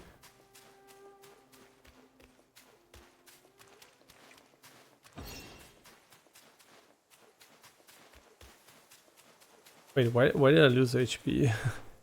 Huh? Wait, did I get more HP from doing something? Wait, ringing the bell, did it increase my HP?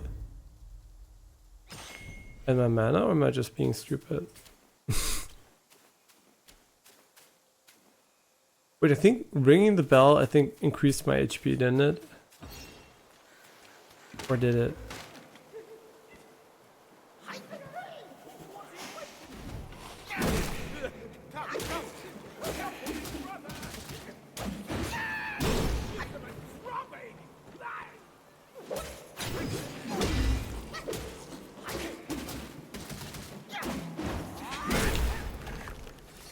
Huh? What? These snake guys are nothing to fear. Snake gall steeped in drink, though, makes a fine tonic to flush malady. Here, here, young friend. Be my guest inside. Cool sound design, but also he looks like fucking the Wookiees from Star Wars, so be my guest inside. Okay.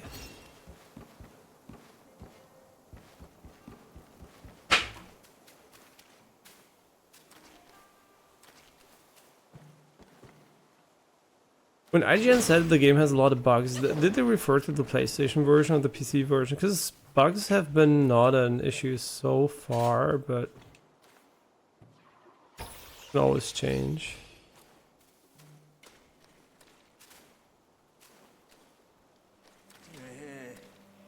Well, well. I'd stake you're one more monkey from Mount Huaguo. I've met many of you. By rank of birth, you all ought Let me to guess, we call need what we forth. just collected. But I'm just an old monkey, banished to the mortal world. I brought treasure troves down to this realm. Have a look if something catches your fancy. Supposed to be old, I thought it was pretty young. Yeah, so the Luoja fragrant vine is actually a gourd charge upgrade, but let's see what else we can do here. Upgrade drinks, coconut wine.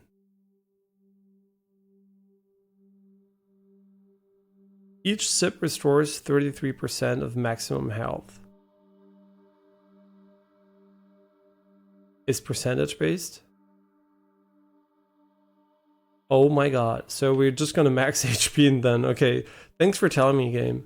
So if it's like 33%, you're that. What does that mean? If heals are percentage based, that means literally if you increase max HP, you're increasing healing, so you don't need an additional stat for that.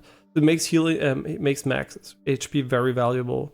Unlike Elden Ring, where I think it's like non-percentage based, so there, if you overheal, it doesn't really matter, right? And if you underheal, more HP won't help you. So yeah, this is good to know. Thanks for actually having this info as a value. And we can soak it, which I assume is like infusing it in some way. Using the gourd moderately increases off poison resistance. Okay, yeah, right. Wasn't there also some translation issues there were some Chinese text in the game still when IGN reviewed it, but we have a different version, so maybe they removed it for version 1.0. Using the gourd moderately increases poison resistance. Okay, so it increases poison resistance, I guess. That's what it's trying to tell us here. Store Celestial Lotus Seeds. For a brief moment after using the gourd, slowly recovers a small amount of health. Yes. Wait, numbers held. What do you mean? It's 2.4k. Huh? Wait, how often do you soak them?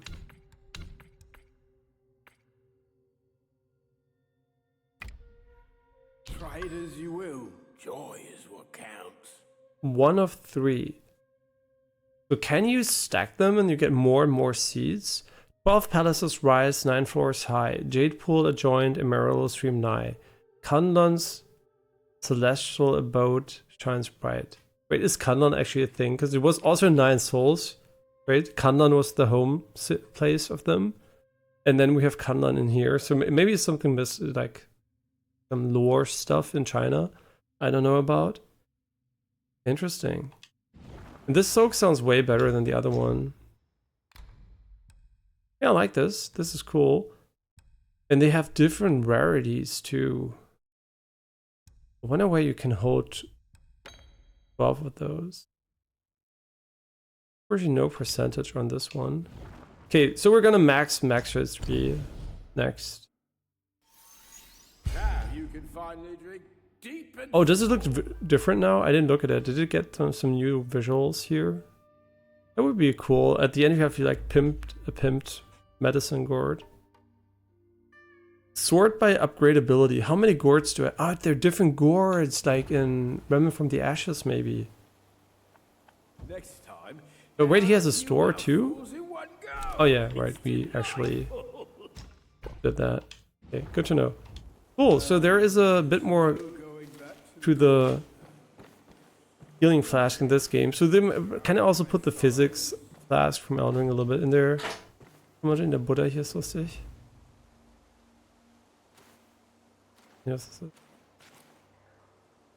it's very cool. And the character model is obviously extremely high quality. So yeah, definitely a lot of production value in this game.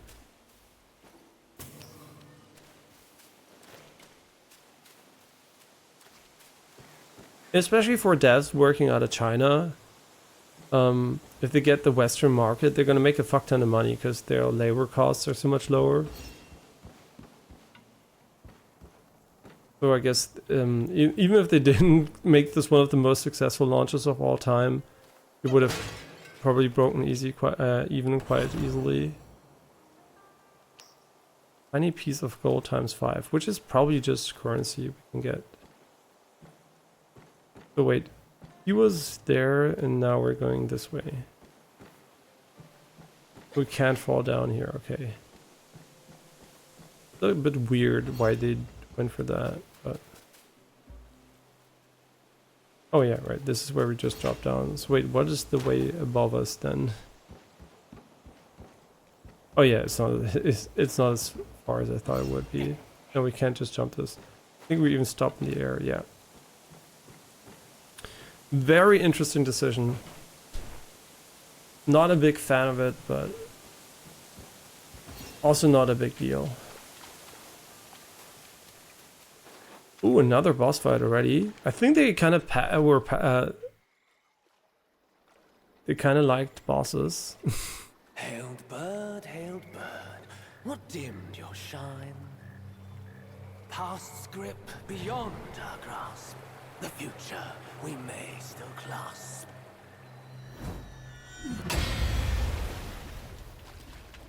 Hi.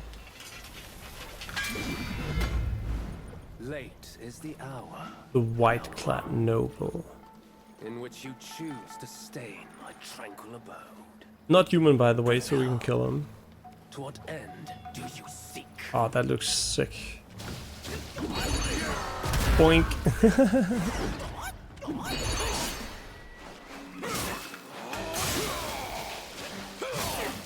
It's funny how we're the ones just fucking dashing at him like crazy.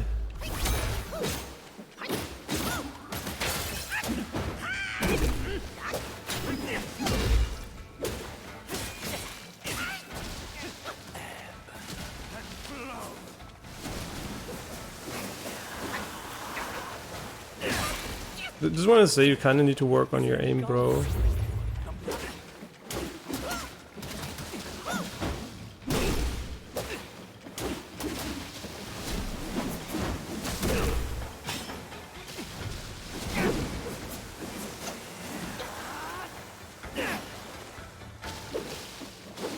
He has to have 2 HP bars. He's so easy. There's no way he's this easy.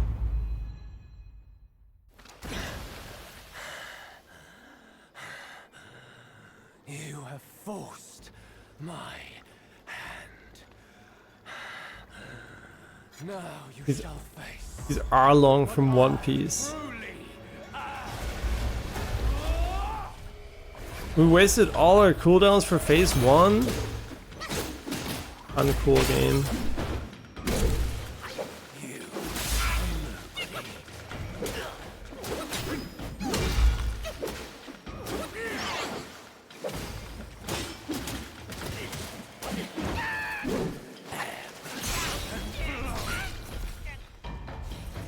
Can't get up. I can't get up.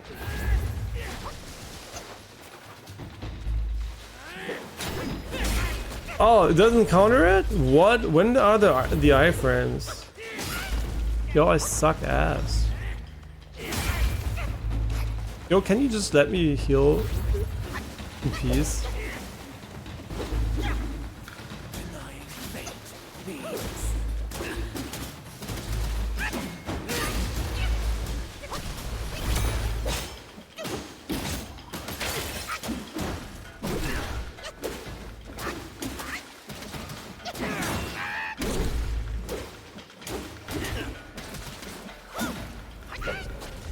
What? What hit me?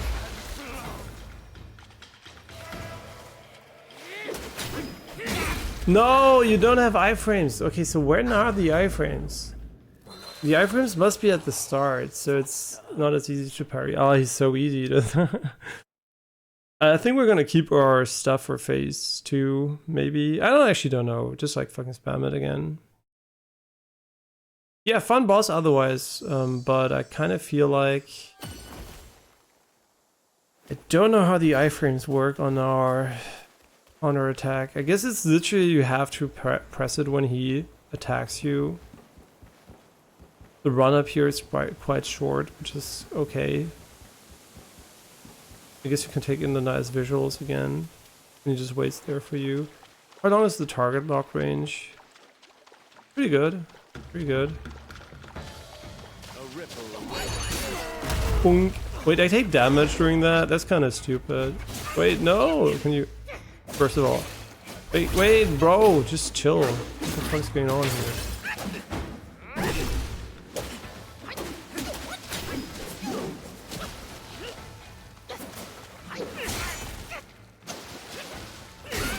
Bro, can you let me heal?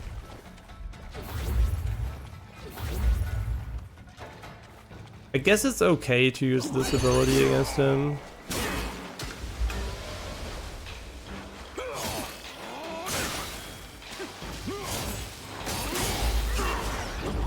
I don't feel like phase 2 is that much harder than phase 1.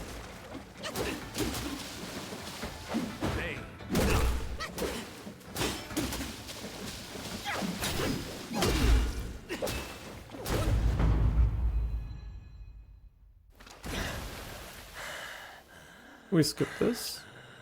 Ooh. Unskippable cutscenes. No, no, no, no. Oh no, never mind. It just isn't displayed yet. Well, that skipped a ton. Where's my target lock? Oh no, you interrupted my fucking stun.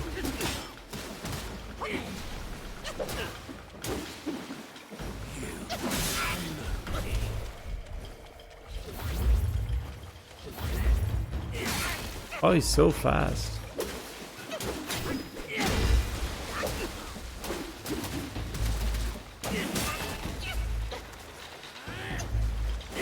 I don't know why I really struggle reading this guy's attacks.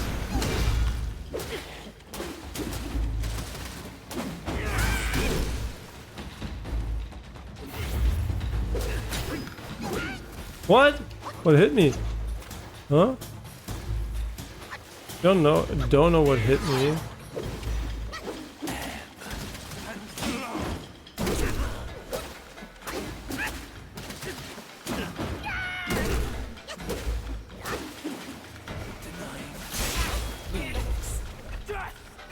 Why doesn't it work? Again, he's countered it? Come on, parry? No, shit. Motherfucker. Ah, I hate dying to him because he's so easy. But the reason why I'm dying so much is because I really think the fucking stun is instant. It's not instant, and I also don't know when he's spinning when I have to parry him. I'm calling it parry because I guess technically it's more maybe even more no, it is actually to parry. Yeah. Okay, if we don't beat it this try, I'm gonna uninstall the game.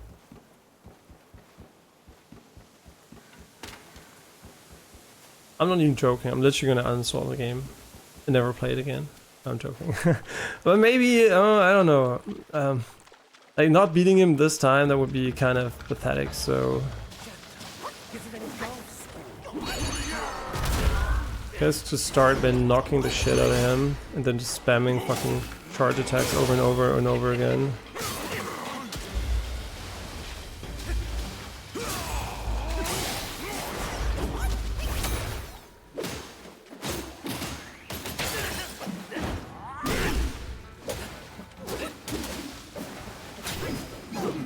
What are you doing? Why are you not attacking forward?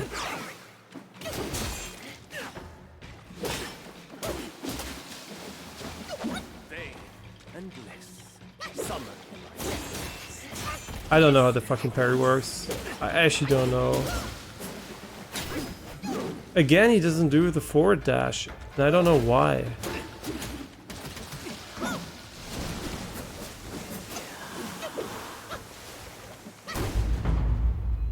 And now we can skip this instantly, maybe? So the cutscene is not instantly skippable. And now it is skippable. That's so weird. And it goes into another cutscene. And then you can't target lock him. Okay, we finally got him.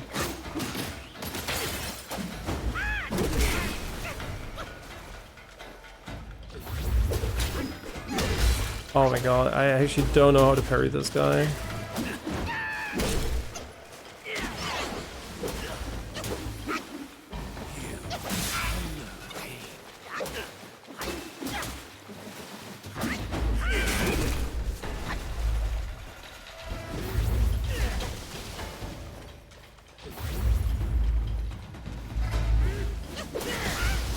Oh my god, I suck ass at parrying them.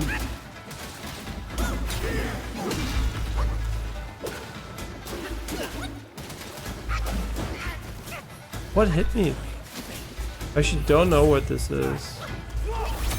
It doesn't matter, he's fucking cooked.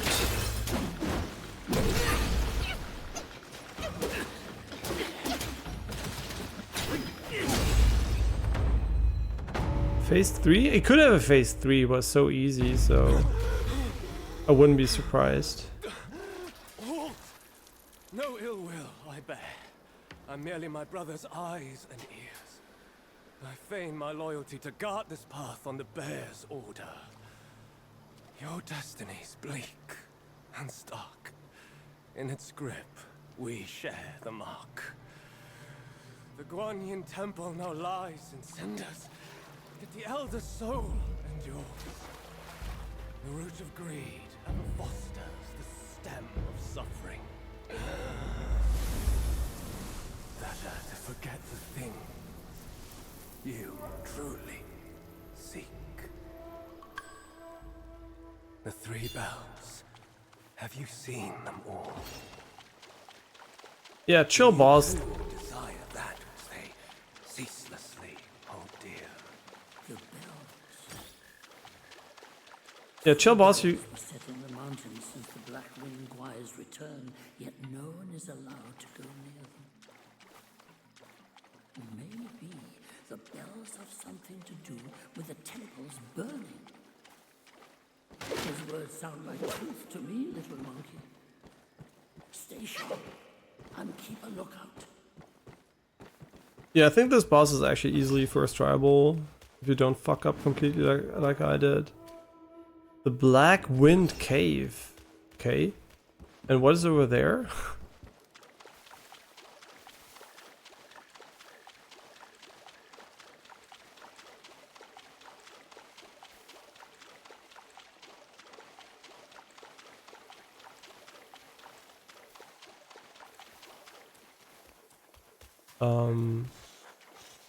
Oh, hi. Oh, another bell. Interesting. Against these guys, we could just use this ability and just spam the shit out of them. Oh, they were so... Why did I do this? What a waste. E-transform.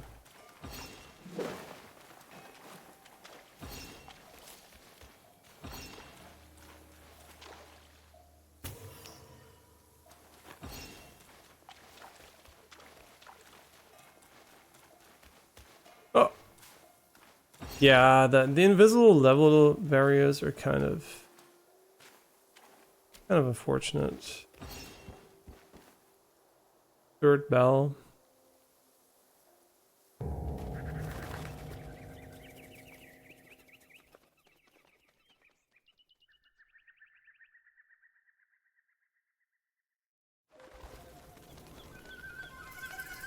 Ooh, the mountains in the distance look really good.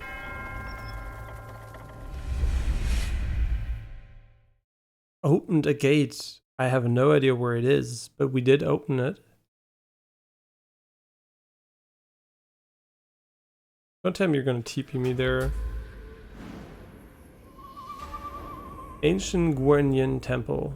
Bro, why would you TP me there? I don't even know where the fuck this is. Huh? Huh?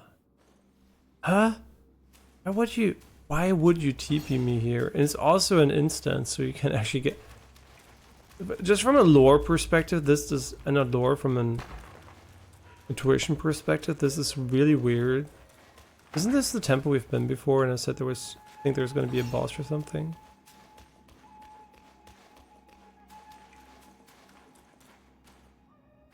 It is, right? But I didn't want to go here, so...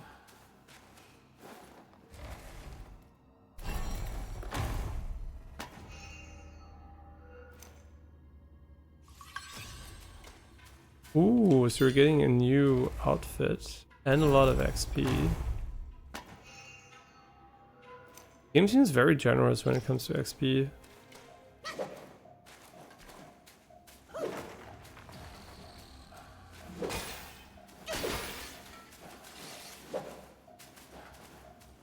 Oh no, green stuff as well. It's not healing.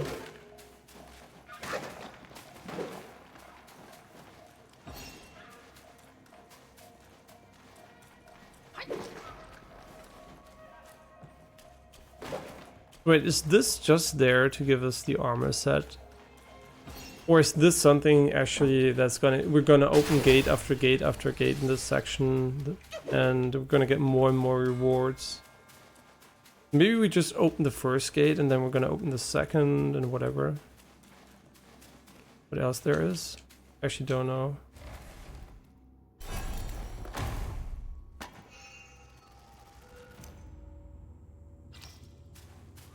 Two stone spirits.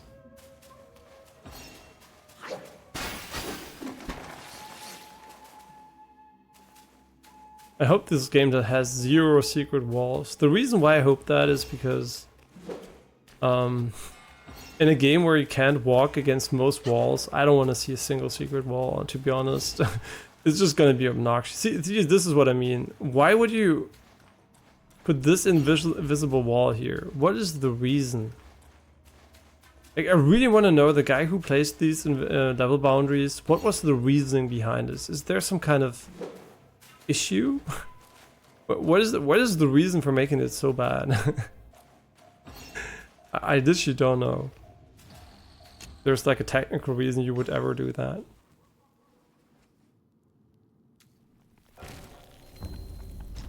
And now we can craft weapons too.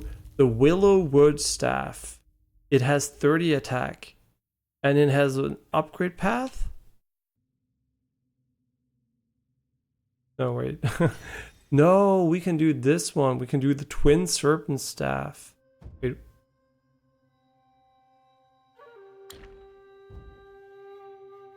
Where's the difference? X and A both have the same function. X brings you here. and A2.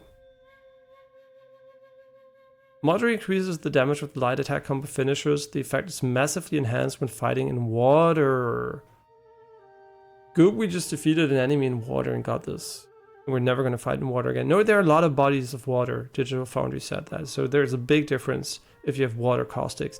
Actually, it's kind of crazy how different water looks if you have ray tracing on versus non-ray traced on. Because like, it looks just different from a color perspective. Which is kind of so weird. The artistic direction is completely different.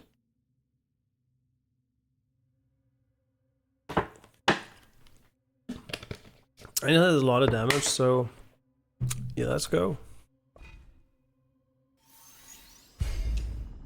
That's a 33% damage increase. I'll take that. Thank you. Why is there a hammer next to it? Now you have to explain that to me. Details. We have base attributes, but there's a big hammer. But why is there a big hammer? Because we have it equipped. No, I don't want to craft it. No, I want to know where there's a hammer and it's blinking. I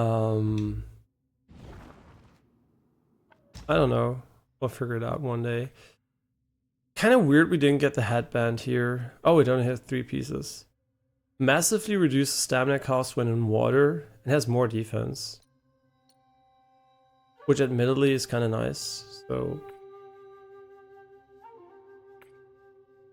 And I mean, once we're in water, this one's gonna be really nice. Can we upgrade those?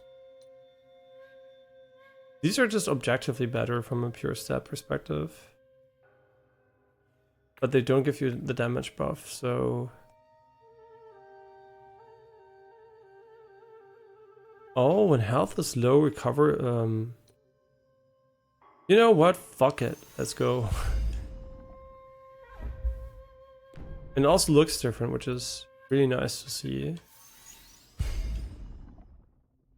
This is what I imagine Northern Lion looks like when he says he's very hairy.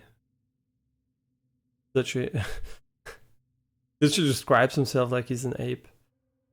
You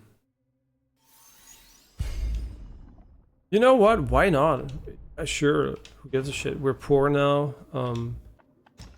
I still don't know why there's this weird hammer icon on the...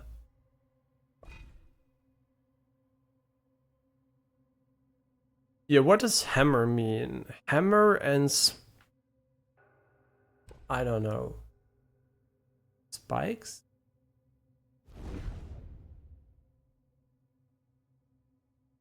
That looks nice, but... A snake without head cannot slither, as a bird without wings cannot fly. But what is the hammer icon for? I assume there is a craftsman guy that's going to be able to upgrade your staff. I'm pretty sure there is, otherwise it wouldn't be blinking like that, right? And I'm pretty sure if I Google it, I'm going to get spoiled that there is, but I don't care, I'm going to Google it anyway. So blinking hammer icon. Black Myth, Wukong, blinking hammer icon. What does this symbol mean? This is not the correct symbol.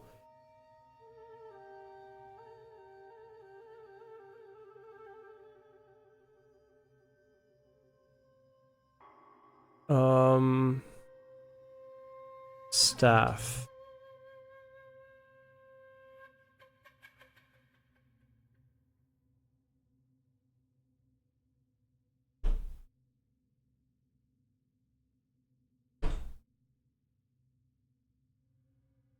I actually don't know. I literally don't know what it means. It's probably upgradable, but the game doesn't explain it. So, we can't do anything. There's no button that does anything. So, it's gonna work marvelously without us doing anything. Okay. Oh wait, when the screen goes black, it's the keyboard that goes black too. I heard there was like some kind of weird issue with the Logitech stuff, but who knows. That's okay.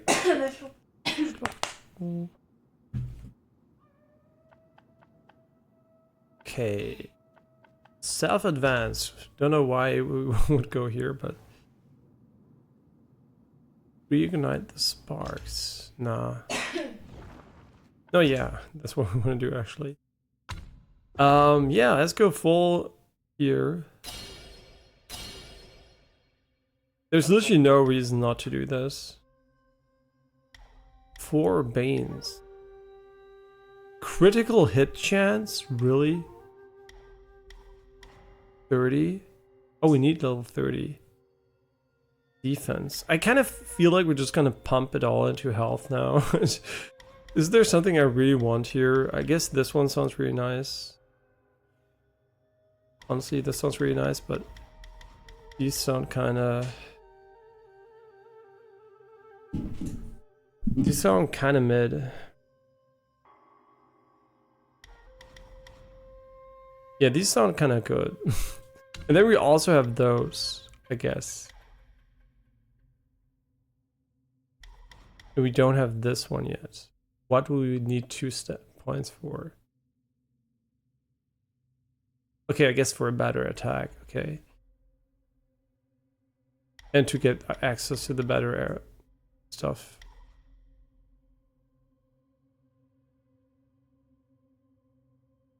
I don't even know how much HP we recover here. Charged heavy attacks. All varied combos. So this is a varied combo, right?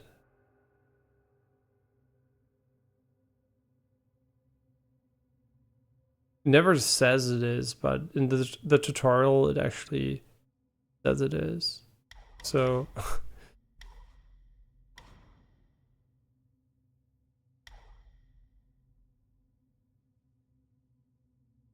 oh, there are a lot of cool things here.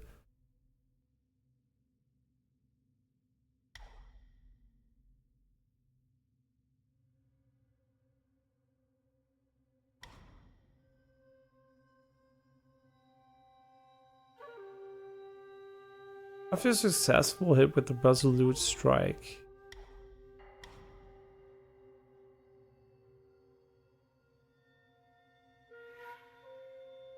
Oh, that's really interesting. This is like basically a really cool parry thing.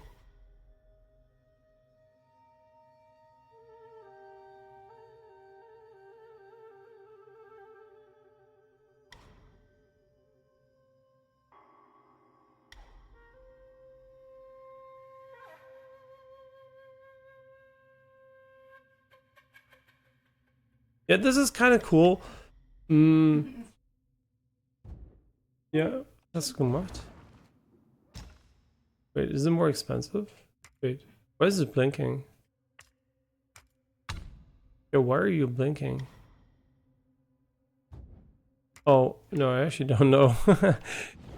There's a 1. What is the 1 to the right? Oh, it's the... Yeah.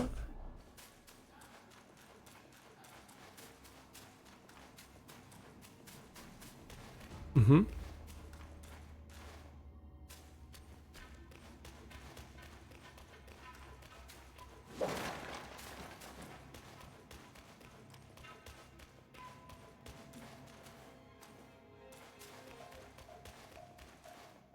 Mm-hmm.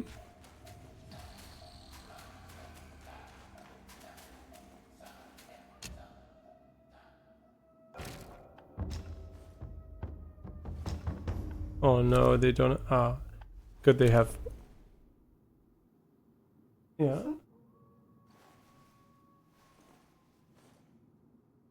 Uh-huh. Yeah.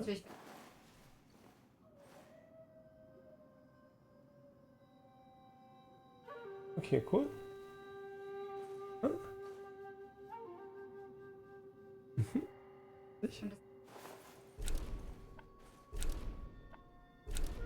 Mm-hmm.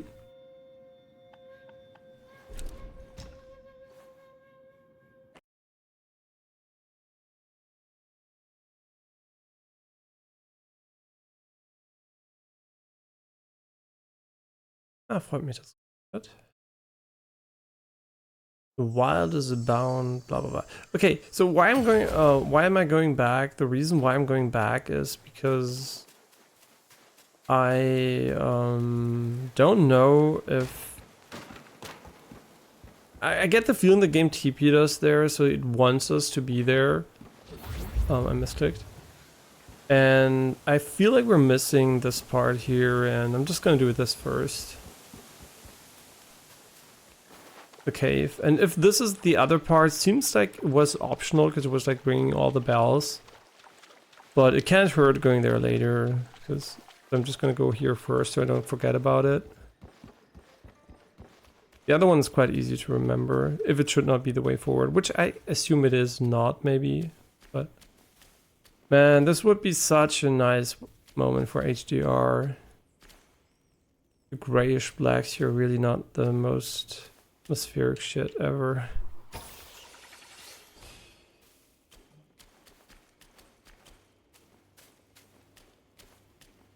Yeah, what a shame actually that they don't have HDR. This could look really cool. But maybe they're gonna patch it, I don't know. Coming for our master. Huh? What are you doing? Get through us first. Can't see shit.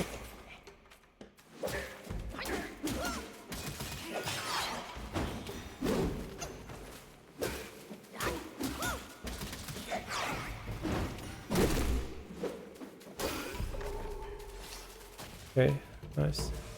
I don't think enemies, you don't have to loot enemies. I think just killing them is good enough. Okay, this is by far the most I wish I had HDR section of the game so far.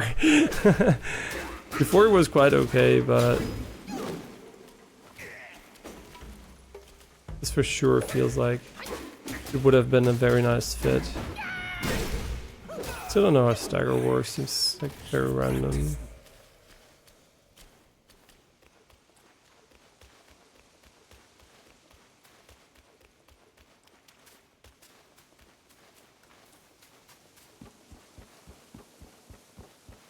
Ooh.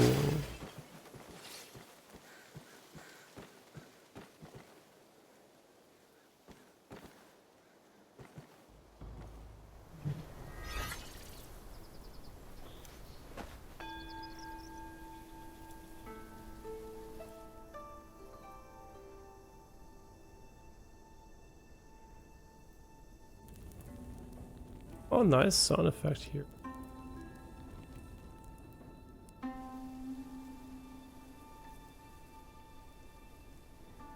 Yo, spoilers, there's a shrine next to us.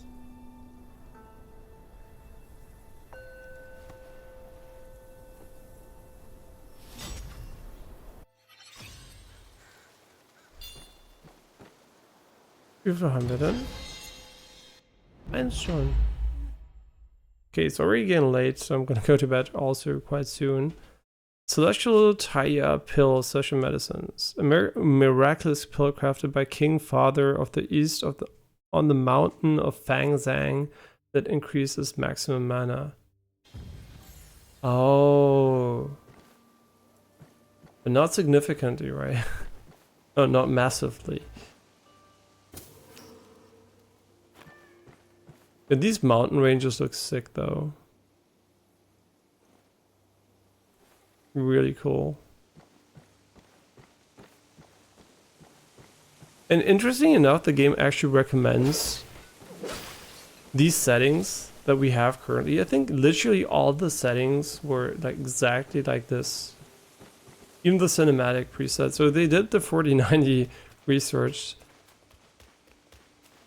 We're doing like they tested it definitely and set it up correctly, because I think this is a very good way to play the game if you have that hardware. And also the stuttering is honestly not that obnoxious. Yes, it's there, but it's not like I don't care too much. I've gotten so used to games just being fucking broken from time to time that I actually stopped giving too much of a shit, to be honest.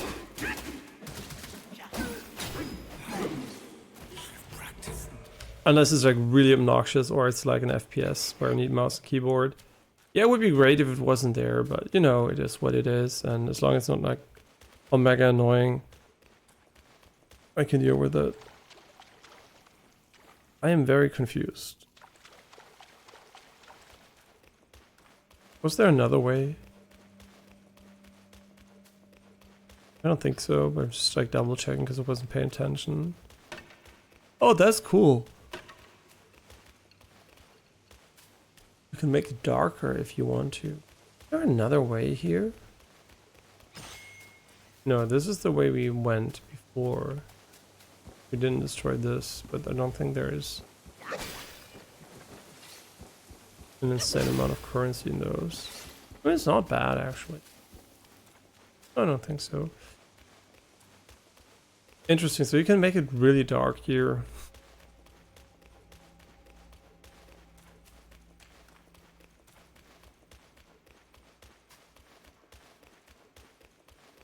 Yeah, for sure not the most visually convincing area without HDR because the blacks are really washed out. Another monkey ready to The other areas so far haven't been egregiously like calling for HDR, so.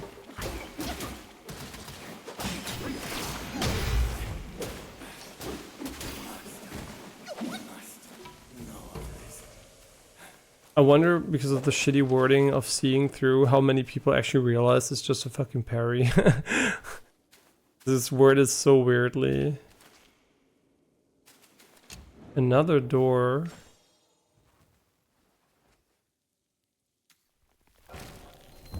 And another shrine.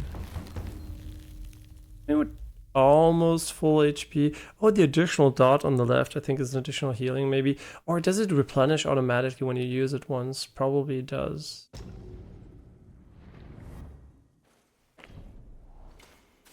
And they don't respawn, do they? No. And we have one skill point which we're gonna mash into HP. Sure. Oh, it doesn't... Wait, oh my god, can you see how little HP you get from that? Oh my god, they actually show you how much it is. That's nothing. Okay, so never mind, maxing HP is OP. It feels like it's almost irrelevant. Unless it's like percentage based on your max HP, and it gets way more important later, which could be the case.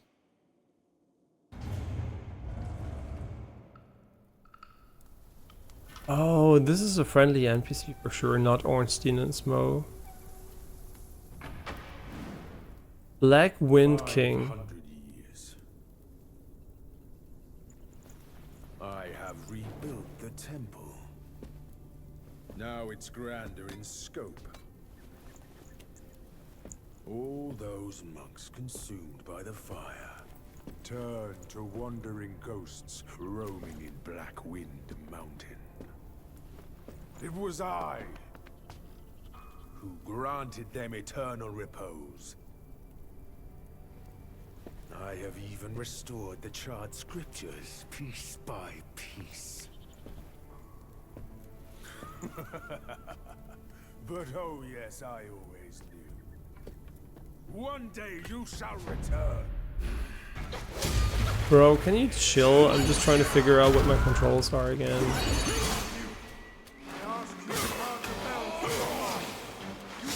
I like how you just start by mashing away at him like this.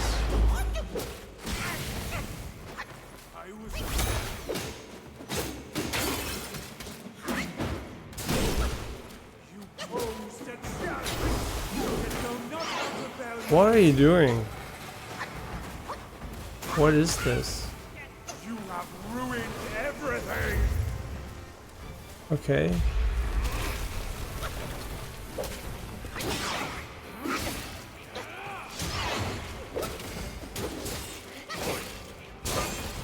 Wanted to parry him. Huh?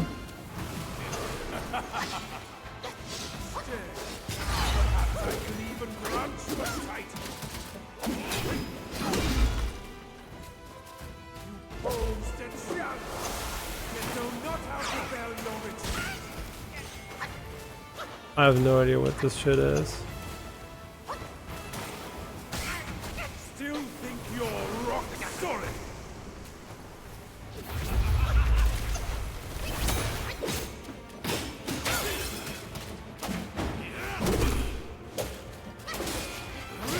Wait, why didn't I parry? I don't get this game. The reason why I'm dying here is because the parry doesn't work the way I think it should work. Oh, this is an attack. I thought he was just gonna do fire stuff. Maybe I should just say fuck it and not parry anymore. Wait, is it? I thought I had another no, I don't. Well, I guess I deserve to die. Okay, why does the parry not work how it should? I thought it's just like you attack when he attacks, but you kind of get hit anyway. I don't know. Weird. I'm pretty sure if I would ignore the parry, I would do better. Yeah, these are all first tryable bosses. If he does not have a phase 2, this is easily a first tryable boss. I like how he was running around in this arena. Why so eager to... And we also missed the controls for this one, so... Are you kidding me? Why is he doing this shitty attack while I'm here?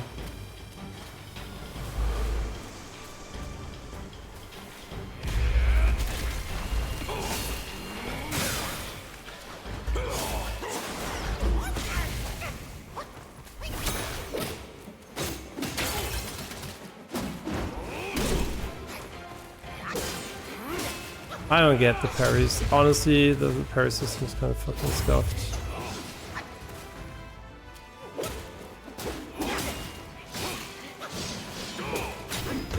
Shouldn't this be iframes? Like, literally iframes? I don't know.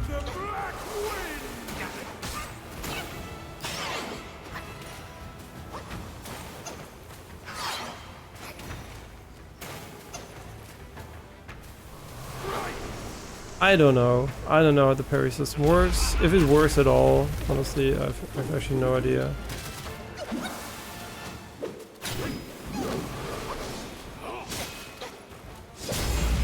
And now he just abuses that he can untarget lock me, which is kind of stupid. And he just cancels out of my stun. Okay, assistant game mechanics here. Yeah, let's see. Can we parry him? I hate the parry system so far. I hope it gets better.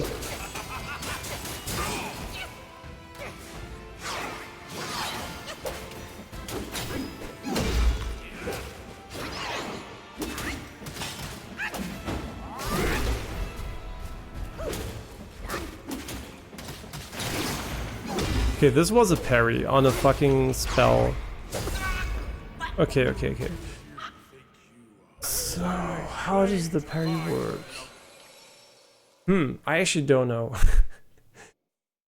All I'm trying to figure out in this fight, fuck killing him, right? Who cares? I just want to know how the fucking parry works. Why does it sometimes work and sometimes it doesn't? Obviously, you press the button, you have a short amount of iframes, and if you get during that time frame, you get the parry, right? That's how it works. It should work, I think. But that's how, in my opinion, they should.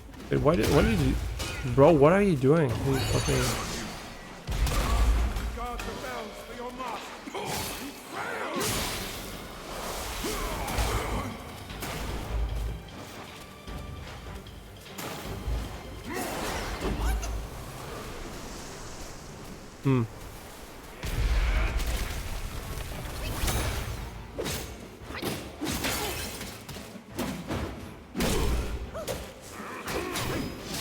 Here it doesn't work again.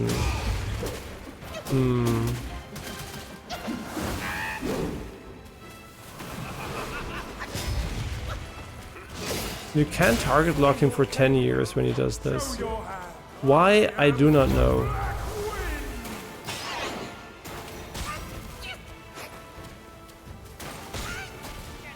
I'm just like literally letting him farm me.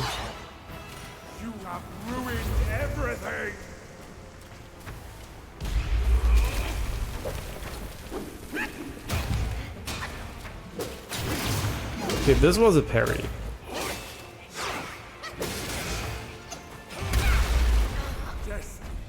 I think not. Okay, so there, the parry, still we're figuring it out, just slowly. I like the parry system. I mean, it's not bad. It's just like, yeah, I'm not like 100% sold on the combat so far. It's not bad or something. It's just like, I don't know. It has a lot of mechanics I feel like don't add a lot of value to the fight. For example, these ultimate moves and whatnot, they kind of feel like more of a gimmick than anything. So is it better to use this shape to just spam these attacks here to do fast damage?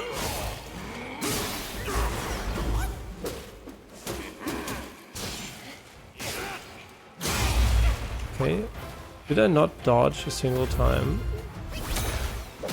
I have no idea.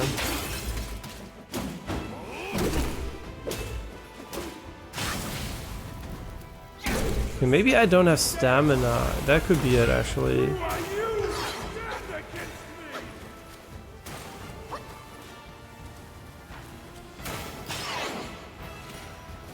Maybe actually.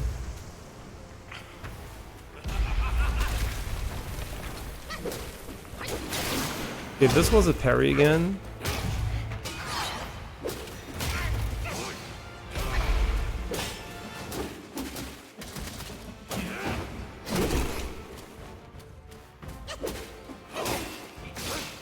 It's so weird to attack into a parry, honestly. It feels so unintuitive.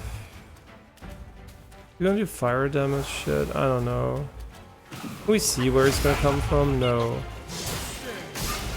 Okay, he didn't do the stun, maybe because it didn't target him. No, we can just iframe it.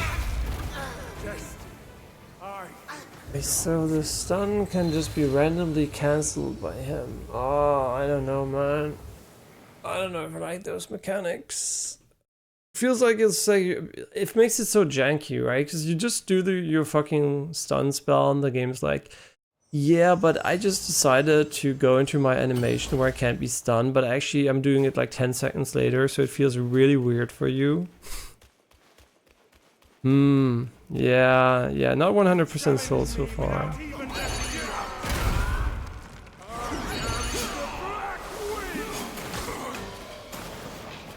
And this also feels like mega jank. It feels like I'm playing against IO and fucking Dota.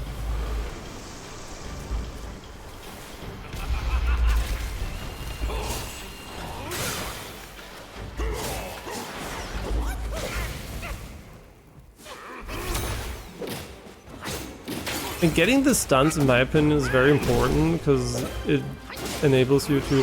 Why can't I parry? I honestly don't know. Maybe I'm just doing something completely wrong. I don't know, it just doesn't work.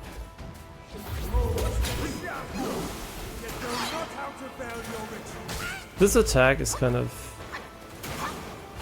I don't know, man. It's not hard to dodge, it just looks really weird.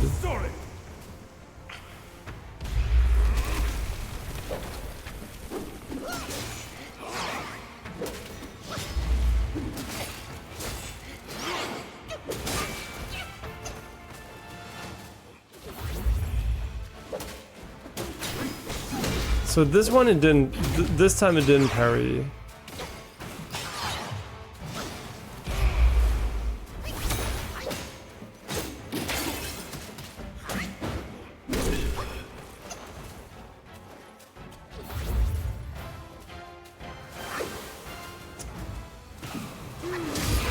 The delay here is so cheap, man. It's so cheap.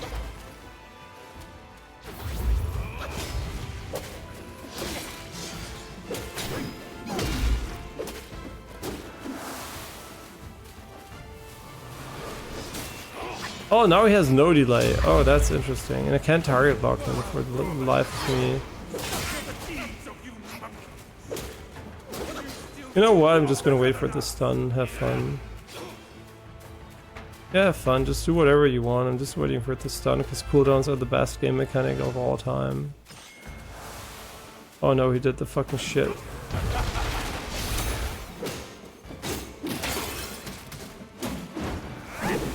Oh no, he's doing it again.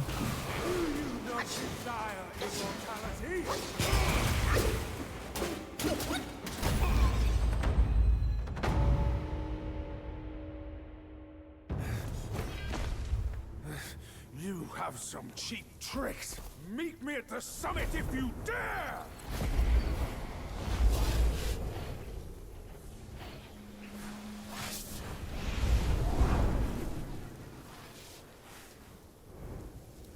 Can't wait to transform myself into that. Cast may appear intricate, but it's not hard to learn. That Black Bear's expertise is lacking. Serving Guan Yin didn't help him much. But what he left here could surely help us. Consider today your lucky day.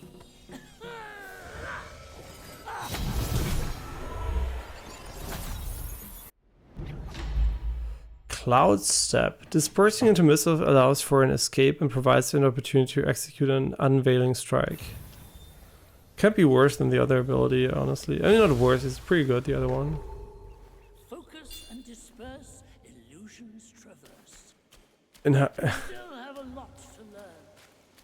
But give yourself the time you need. this is one of those bosses you can easily first try if you don't want to learn a new game mechanic. But I feel like it's kind of worth it doing it so we understand how the game works, or if it works at all sometimes. And yeah, the parry system so far is my least favorite part of the combat, because it feels like so inconsistent to get the parry. I mean, it might be based just because you're literally attacking the entire time and then have to parry with a heavy attack during attacking. It doesn't feel like... I don't know, it's just something feels weird. This part had a different color, I think.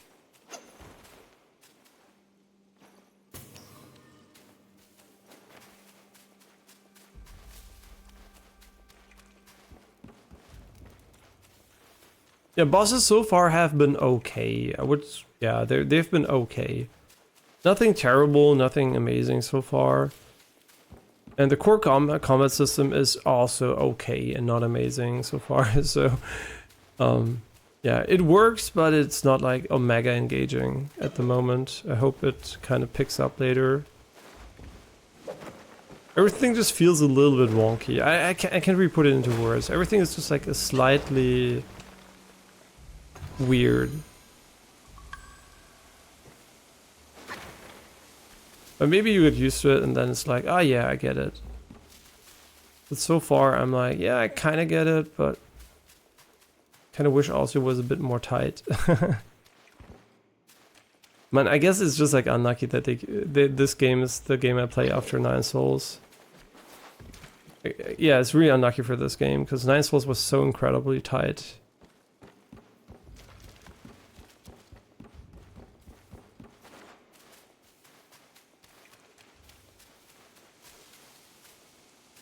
And also, no HDR in this section here is kind of annoying, honestly. Like this over brightening and over darkening of areas. It just doesn't feel like... Yeah, it's just SDR basically, but it's not not SDR in a good way. It feels like it should be HDR, but they kind of fucked it.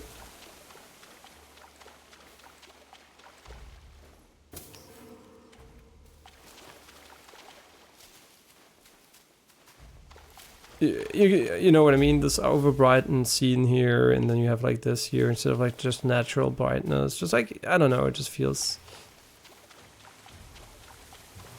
weird. But this is the first section where it's kind of getting more annoying.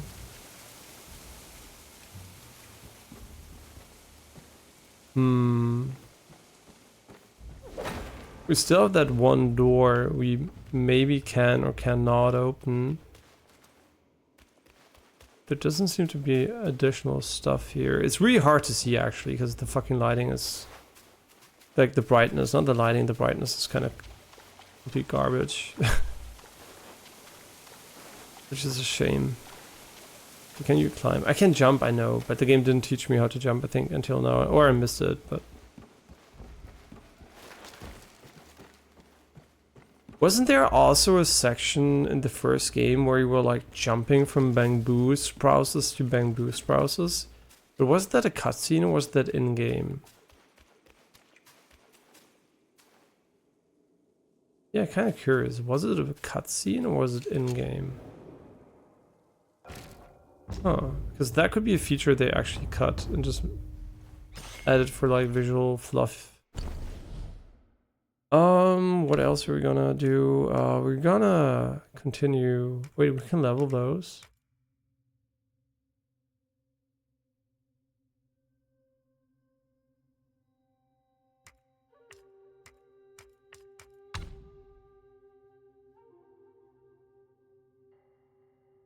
Huh?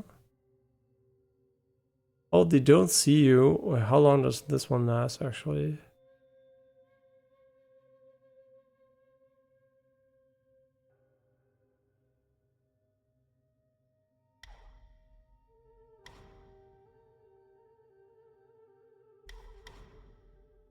I do get the feeling this is basically gonna be a summon later and you're just gonna have them tank for you and ignore every game mechanic.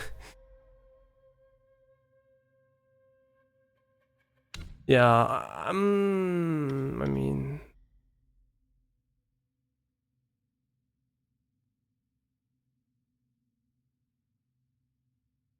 Ah, that's actually cool.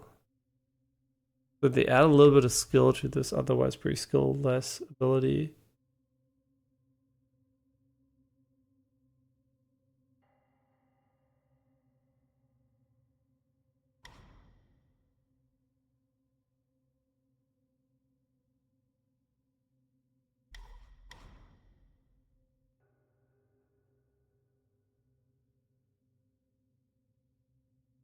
Huh?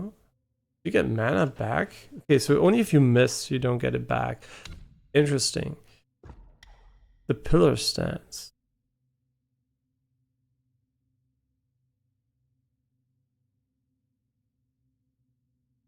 No, this is...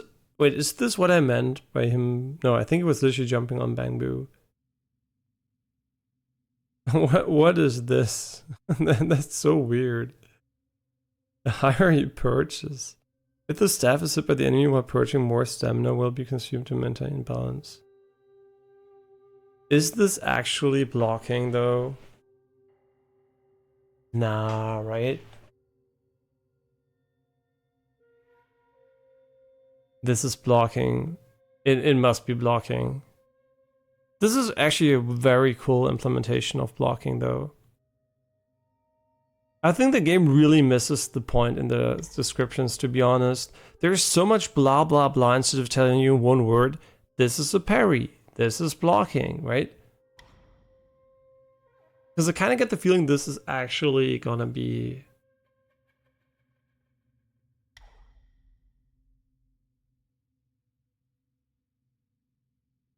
Show me.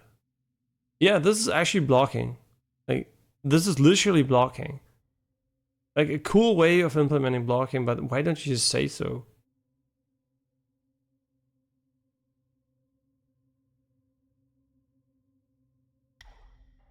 Yeah, this is cool. I like it, right? I like the idea behind it. I don't know how it plays, actually, because I'm never going to do it, because it's blocking. Oh my god, you can literally... oh my god. Yo, this is cool, though. I hope these stances are actually not required, though. Like, the game wants you to swap them constantly. It would be kind of weird, because you don't have them by default. Yeah, cool. Cool to know. What are these, actually? I guess we don't have a single one of those. But I kind of feel like a good foundation goes a long way. How much critical stuff are we going to get? Are these actually good? The survival ones? And crit is not survival, my friend. I think we have 3% at the moment. Yeah, 3% crit.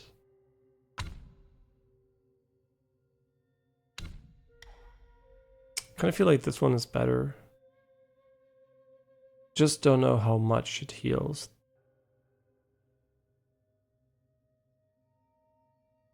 Just don't know how much it heals. Because they don't tell me. Let's see, how much does this give us?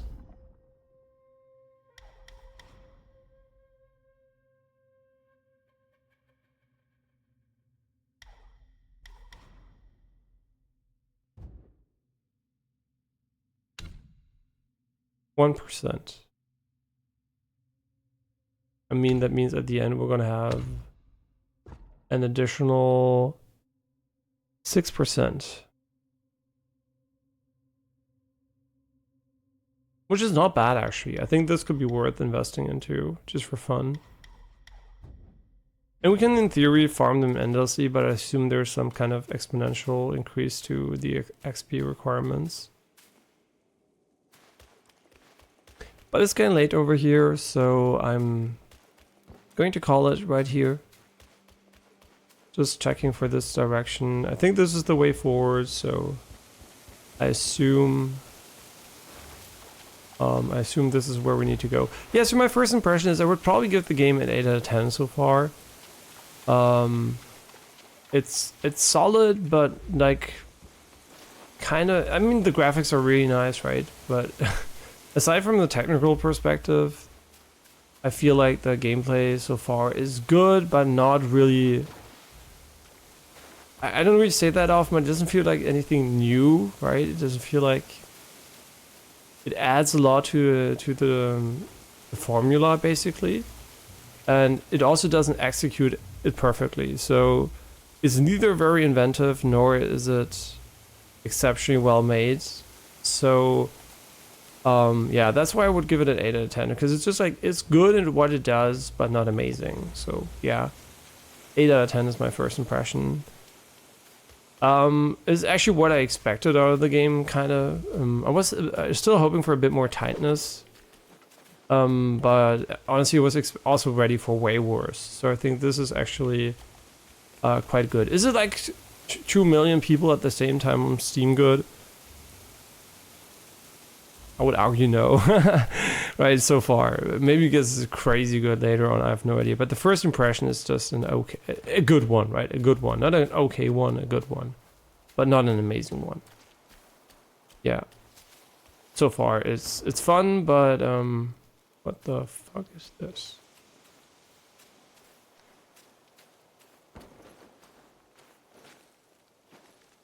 Oh, a loading screen.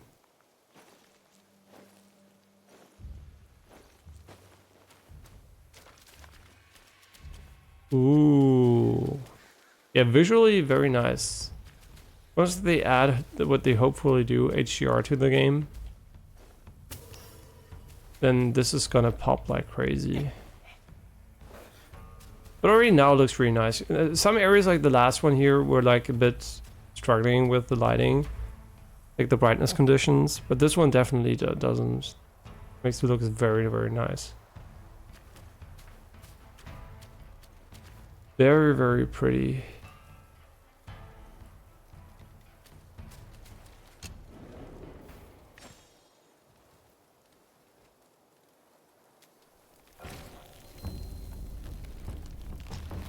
Okay, I am curious though. Ancient. Are you calling secret? Secret ancient temple. Okay.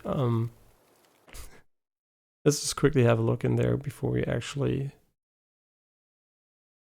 move on. There might be a very difficult boss in here, and I'm not gonna do it because it's late. I'm just gonna look at him and die, and then do him tomorrow. I'm also kind of tired, obviously, because it's bedtime. Those stones on the ground, though, ho, so nice. Yeah, but you can, obviously you can tell, right? When you play, you're not gonna be standing there and looking at the ground and like, oh my god, those stones, right? It's nice to have, but I don't think in action-focused games where you move around a lot, it adds a lot of value during, like these details, right? Don't add a lot of value during the gameplay, so, and you know, it doesn't matter if they're there or not. But the overall, you know, picture like this, for example, this matters a lot because this is what you see basically. But you're usually not going to be there, and like go here, and then you're gonna like, oh my god, the stones, right? Yeah, so there's like a... It's nice that they're there, but I don't think they're mandatory for a game to be pretty. Can we open it, or are we gonna find more bells? Oh, another one of those. El Dojinshi. Oh, thank Mitra. Oh, finally then, the 3 bells sang. Disciples come, I hear travelers approaching my temple carrying new treasures.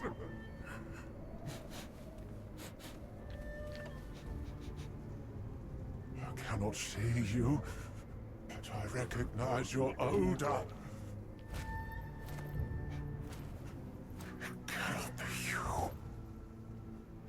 You are back? It must be you who took that Kasaya. Now give it back! Yeah, I feel like these bosses are kind of there to fuck you.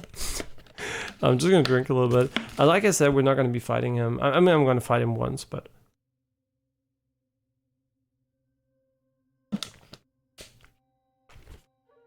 It's like almost 1 o'clock here. So... Wait, where did we get the new ones from? Huh? Oh. For a long duration. The lingering will. I have no idea what the fuck you mean. Just gonna keep this one for fun. We also have a new headband. I don't know. Oh, this one's nice. Inflicts consider. Is there like a weight system? No, I don't think so. Weird. Inflicts considerably more damage bonus on enemies that crit. Oh,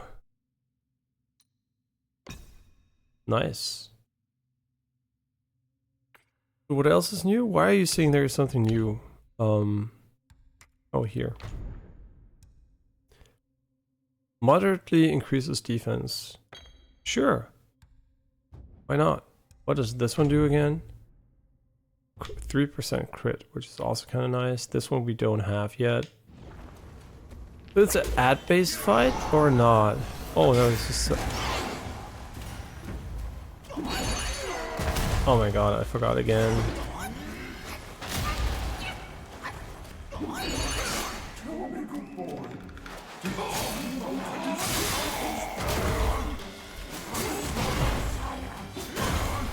Maybe I should not face tank him. Why can't I dodge backwards? Wait, I can't actually... Wait, I don't know what the fuck this stats is even doing, honestly. Are we full HP now? No, but we healed back, kinda. Are they gonna explode or something? Yeah. That's okay.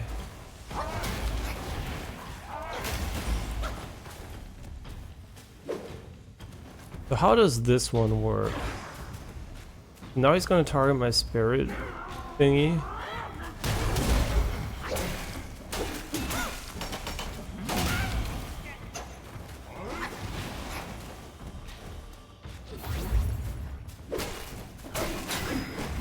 Okay, so this doesn't give me real iframes, so I'll fuck it up.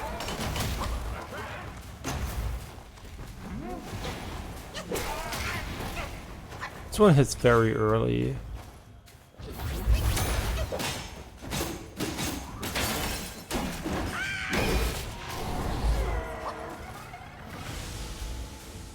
What is he doing? I guess I have to destroy them before they reach him.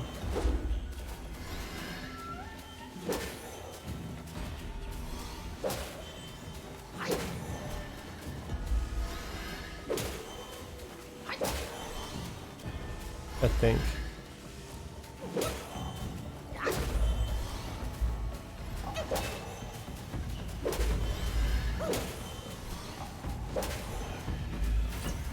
Oh, you got one. What are we doing here?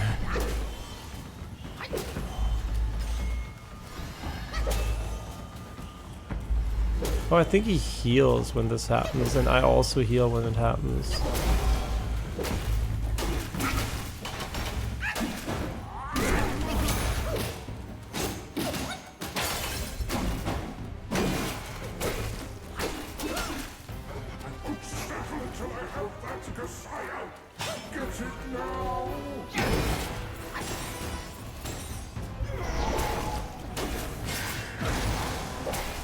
Can't see anything. Oh, that was quite the head bomb. You heal, please. Thank you. Oh no, I fucked up the parry. Again, I fucked it. How can I fuck up the parry so many times? Okay, are you okay, bitch? Fuck you. Hey, this one was way easier than the first one because we learned the patterns. Or does he have phase 2? 70 years spent. Kashaya's collected by the hundreds. Still one short without his. No, stop. Go.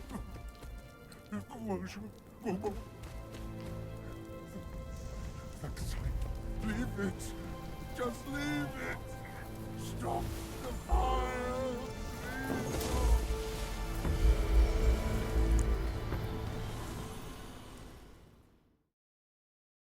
Yeah, are you gonna TP me out of the temple now? Really?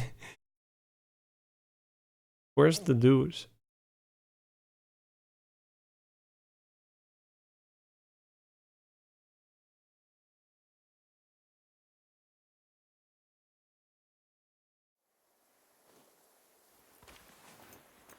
Huh?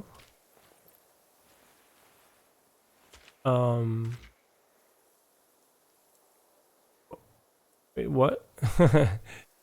Okay, so we're back at the bell now.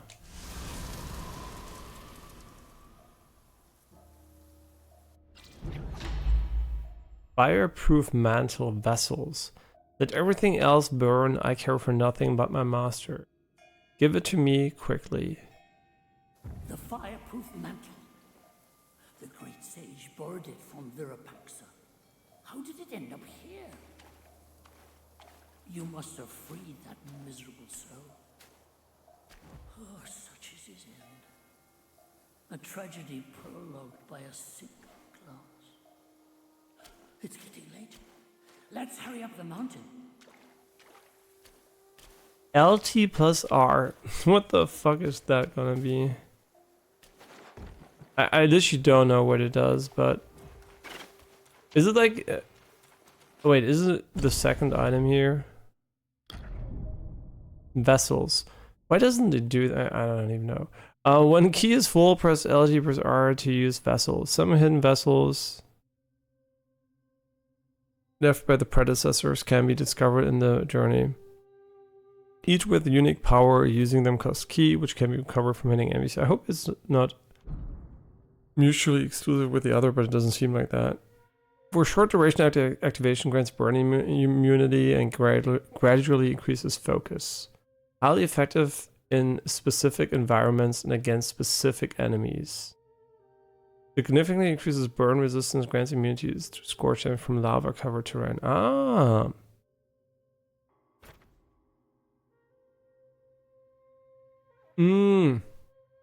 It's like the water dousing spell in Souls. Oh, so this is like something we need to get maybe access certain areas or fight there efficiently. I wonder how long it lasts.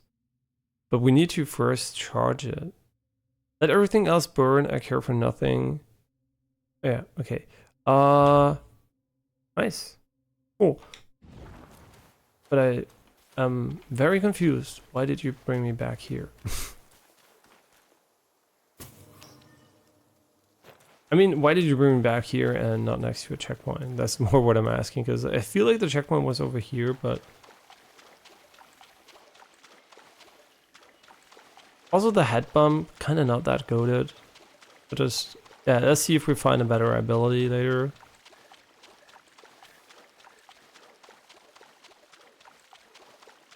Yeah, there must be some sort of...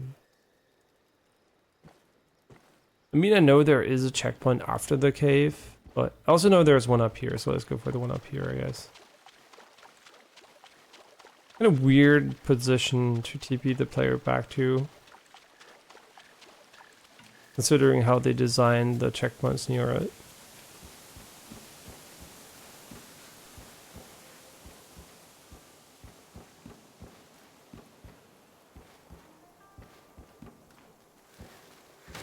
And also, I mean, we're a monkey, but we're not really jumping around like a monkey from tree to tree.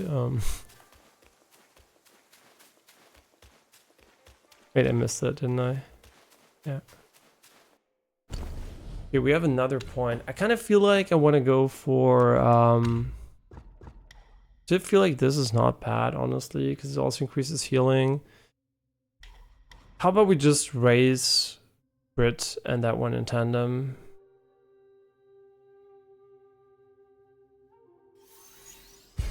I feel like raising the two in tandem is going to be quite nice. Just like a good base value.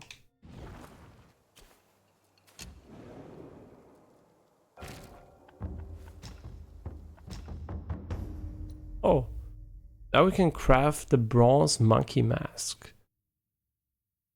I actually don't know if everything's just going to get better and better and better. What's going to happen to my old gear then? Crashing their Oh, this is cool. Yo, really? Wait, this sounds kind of sick though, but can we craft the entire set? We can. Yeah, this actually sounds pretty good. I don't think we have the currency for it though. What do we currently have? Where's my mask, bro? Oh, I can't see it here. So how would I compare it?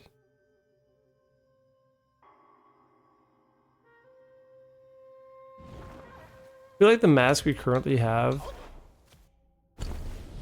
is pretty good. Inflicts considerably more damage bonus on enemies with critical health. This sounds pretty good, honestly. But the fucking stun is so strong against bosses that I feel like not going for it is gonna be pretty stupid.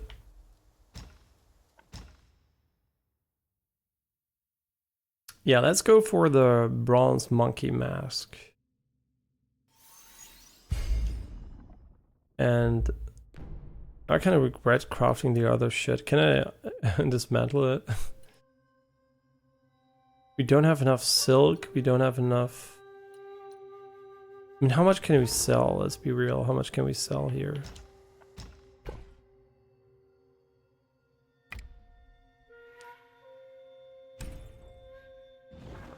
We can buy silk. How much does it cost? But this is yarn. We need silk. Oh, we can't buy it. So that means we're not going to be able to craft this weapon right now. All of the parts need silk. So I guess there is no reason to equip this one either, so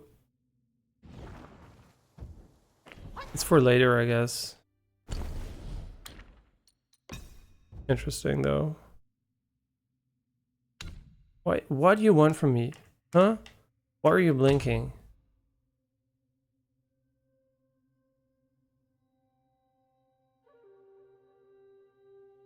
What? Wait, why is this so good?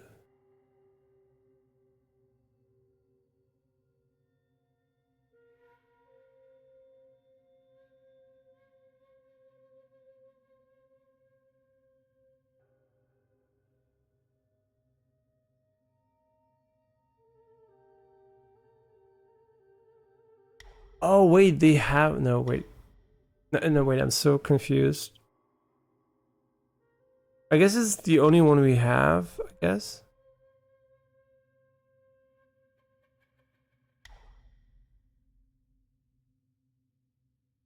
Hmm.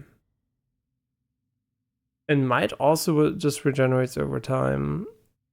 This is just moon roam. Oh, okay. I get it. I get it. There's so many things you can invest into, and I kind of feel like I just want to go for foundation shit. Because it applies to everything. This one still seems pretty nice too, but I kind of feel like just going for the foundation first is going to be most helpful. Okay, but like I said, we're going to be stopping here for today.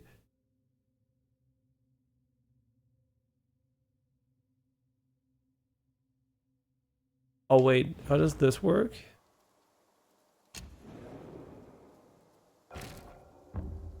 Wait, we're really close to the monkey, so let's check him.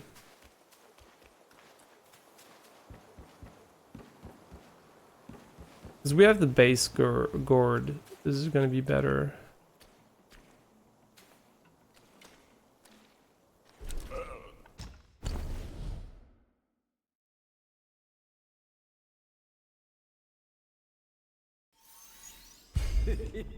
Such fine brew would fit your gourd well.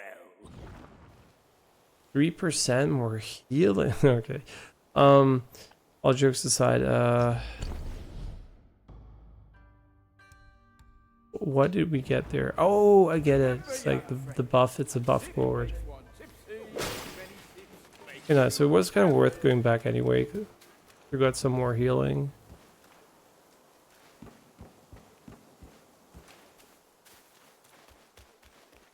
And I should definitely TP back to the temple to see if we left anything behind.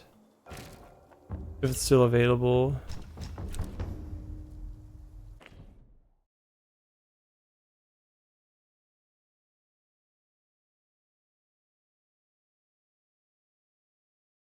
The game's loading times are quite significant, to be honest. I mean, not really long, but not insignificant either, right? Like, they're long enough for me to think about them.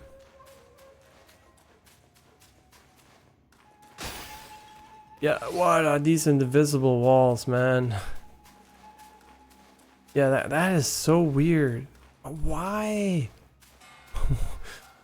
I mean, it saves me some time, I guess, but it feels like this is something you did decades ago. Right, this is such a dated way of level design, doing level design. I get it for the boss, you wanted a round arena, but invisible walls during boss fights can be omega frustrating. Wait, this is also in it? Why don't you let me go there? Yeah, this is obviously a big criticism I have. Like, the invisible walls are fucking dumb. Like, you want to go and see what this cool thing is and have the nice view.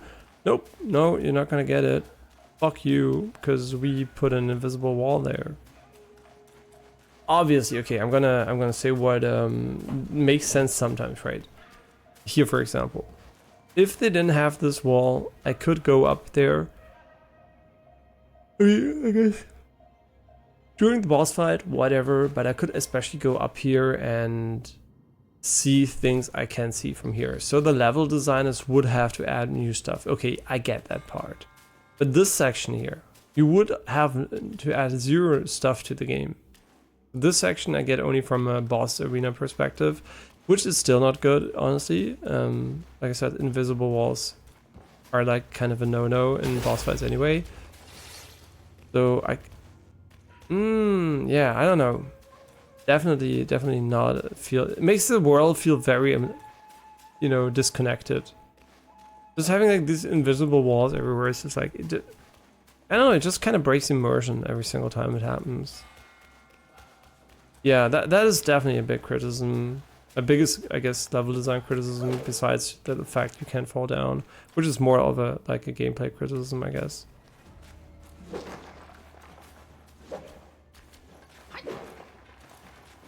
Okay, but as I said, we're going to be TPing back to the location I was before. What is this icon here? Oh, it reminds us that there's an NPC here. That's nice. I just wanted to say, isn't it kind of hard to remember?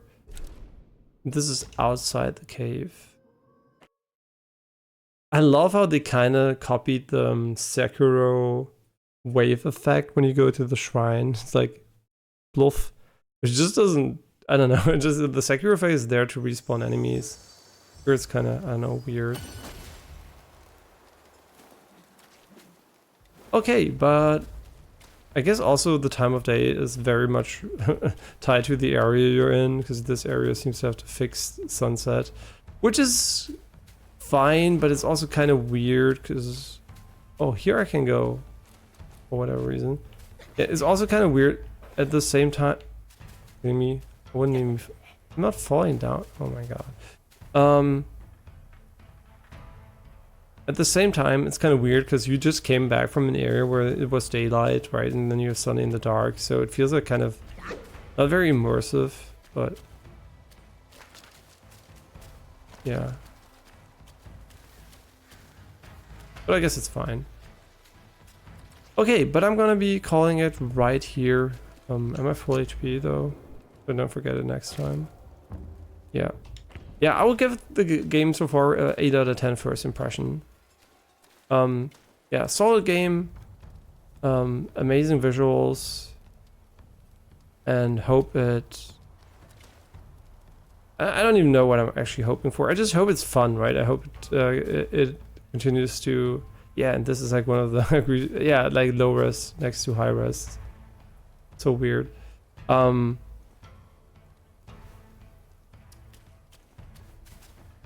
Yeah, like a decade of visual progress between these two assets. Yeah, I just hope it's fun, right? So far it has been fun. It could be better, but yeah, I hope tomorrow is another fun Wukong day, and we're definitely gonna continue playing it. And yeah, and the difficulty I would say is on the easier side so far, but we're at the start of the game, right? It could pick up like crazy and become really, really challenging. Yeah, especially combat against normal enemies feels very, very irrelevant and trivial so far, and not very engaging. Yeah, boss fights have been fine, but the normal enemies definitely kind of lack a little bit of even moderate challenge to them. So yeah, I hope they kind of pick up. Yeah, but as always, thanks for watching. I'll see you guys tomorrow with more Wukong, and I have no idea when we'll start the stream, so see you sometimes tomorrow. Bye bye.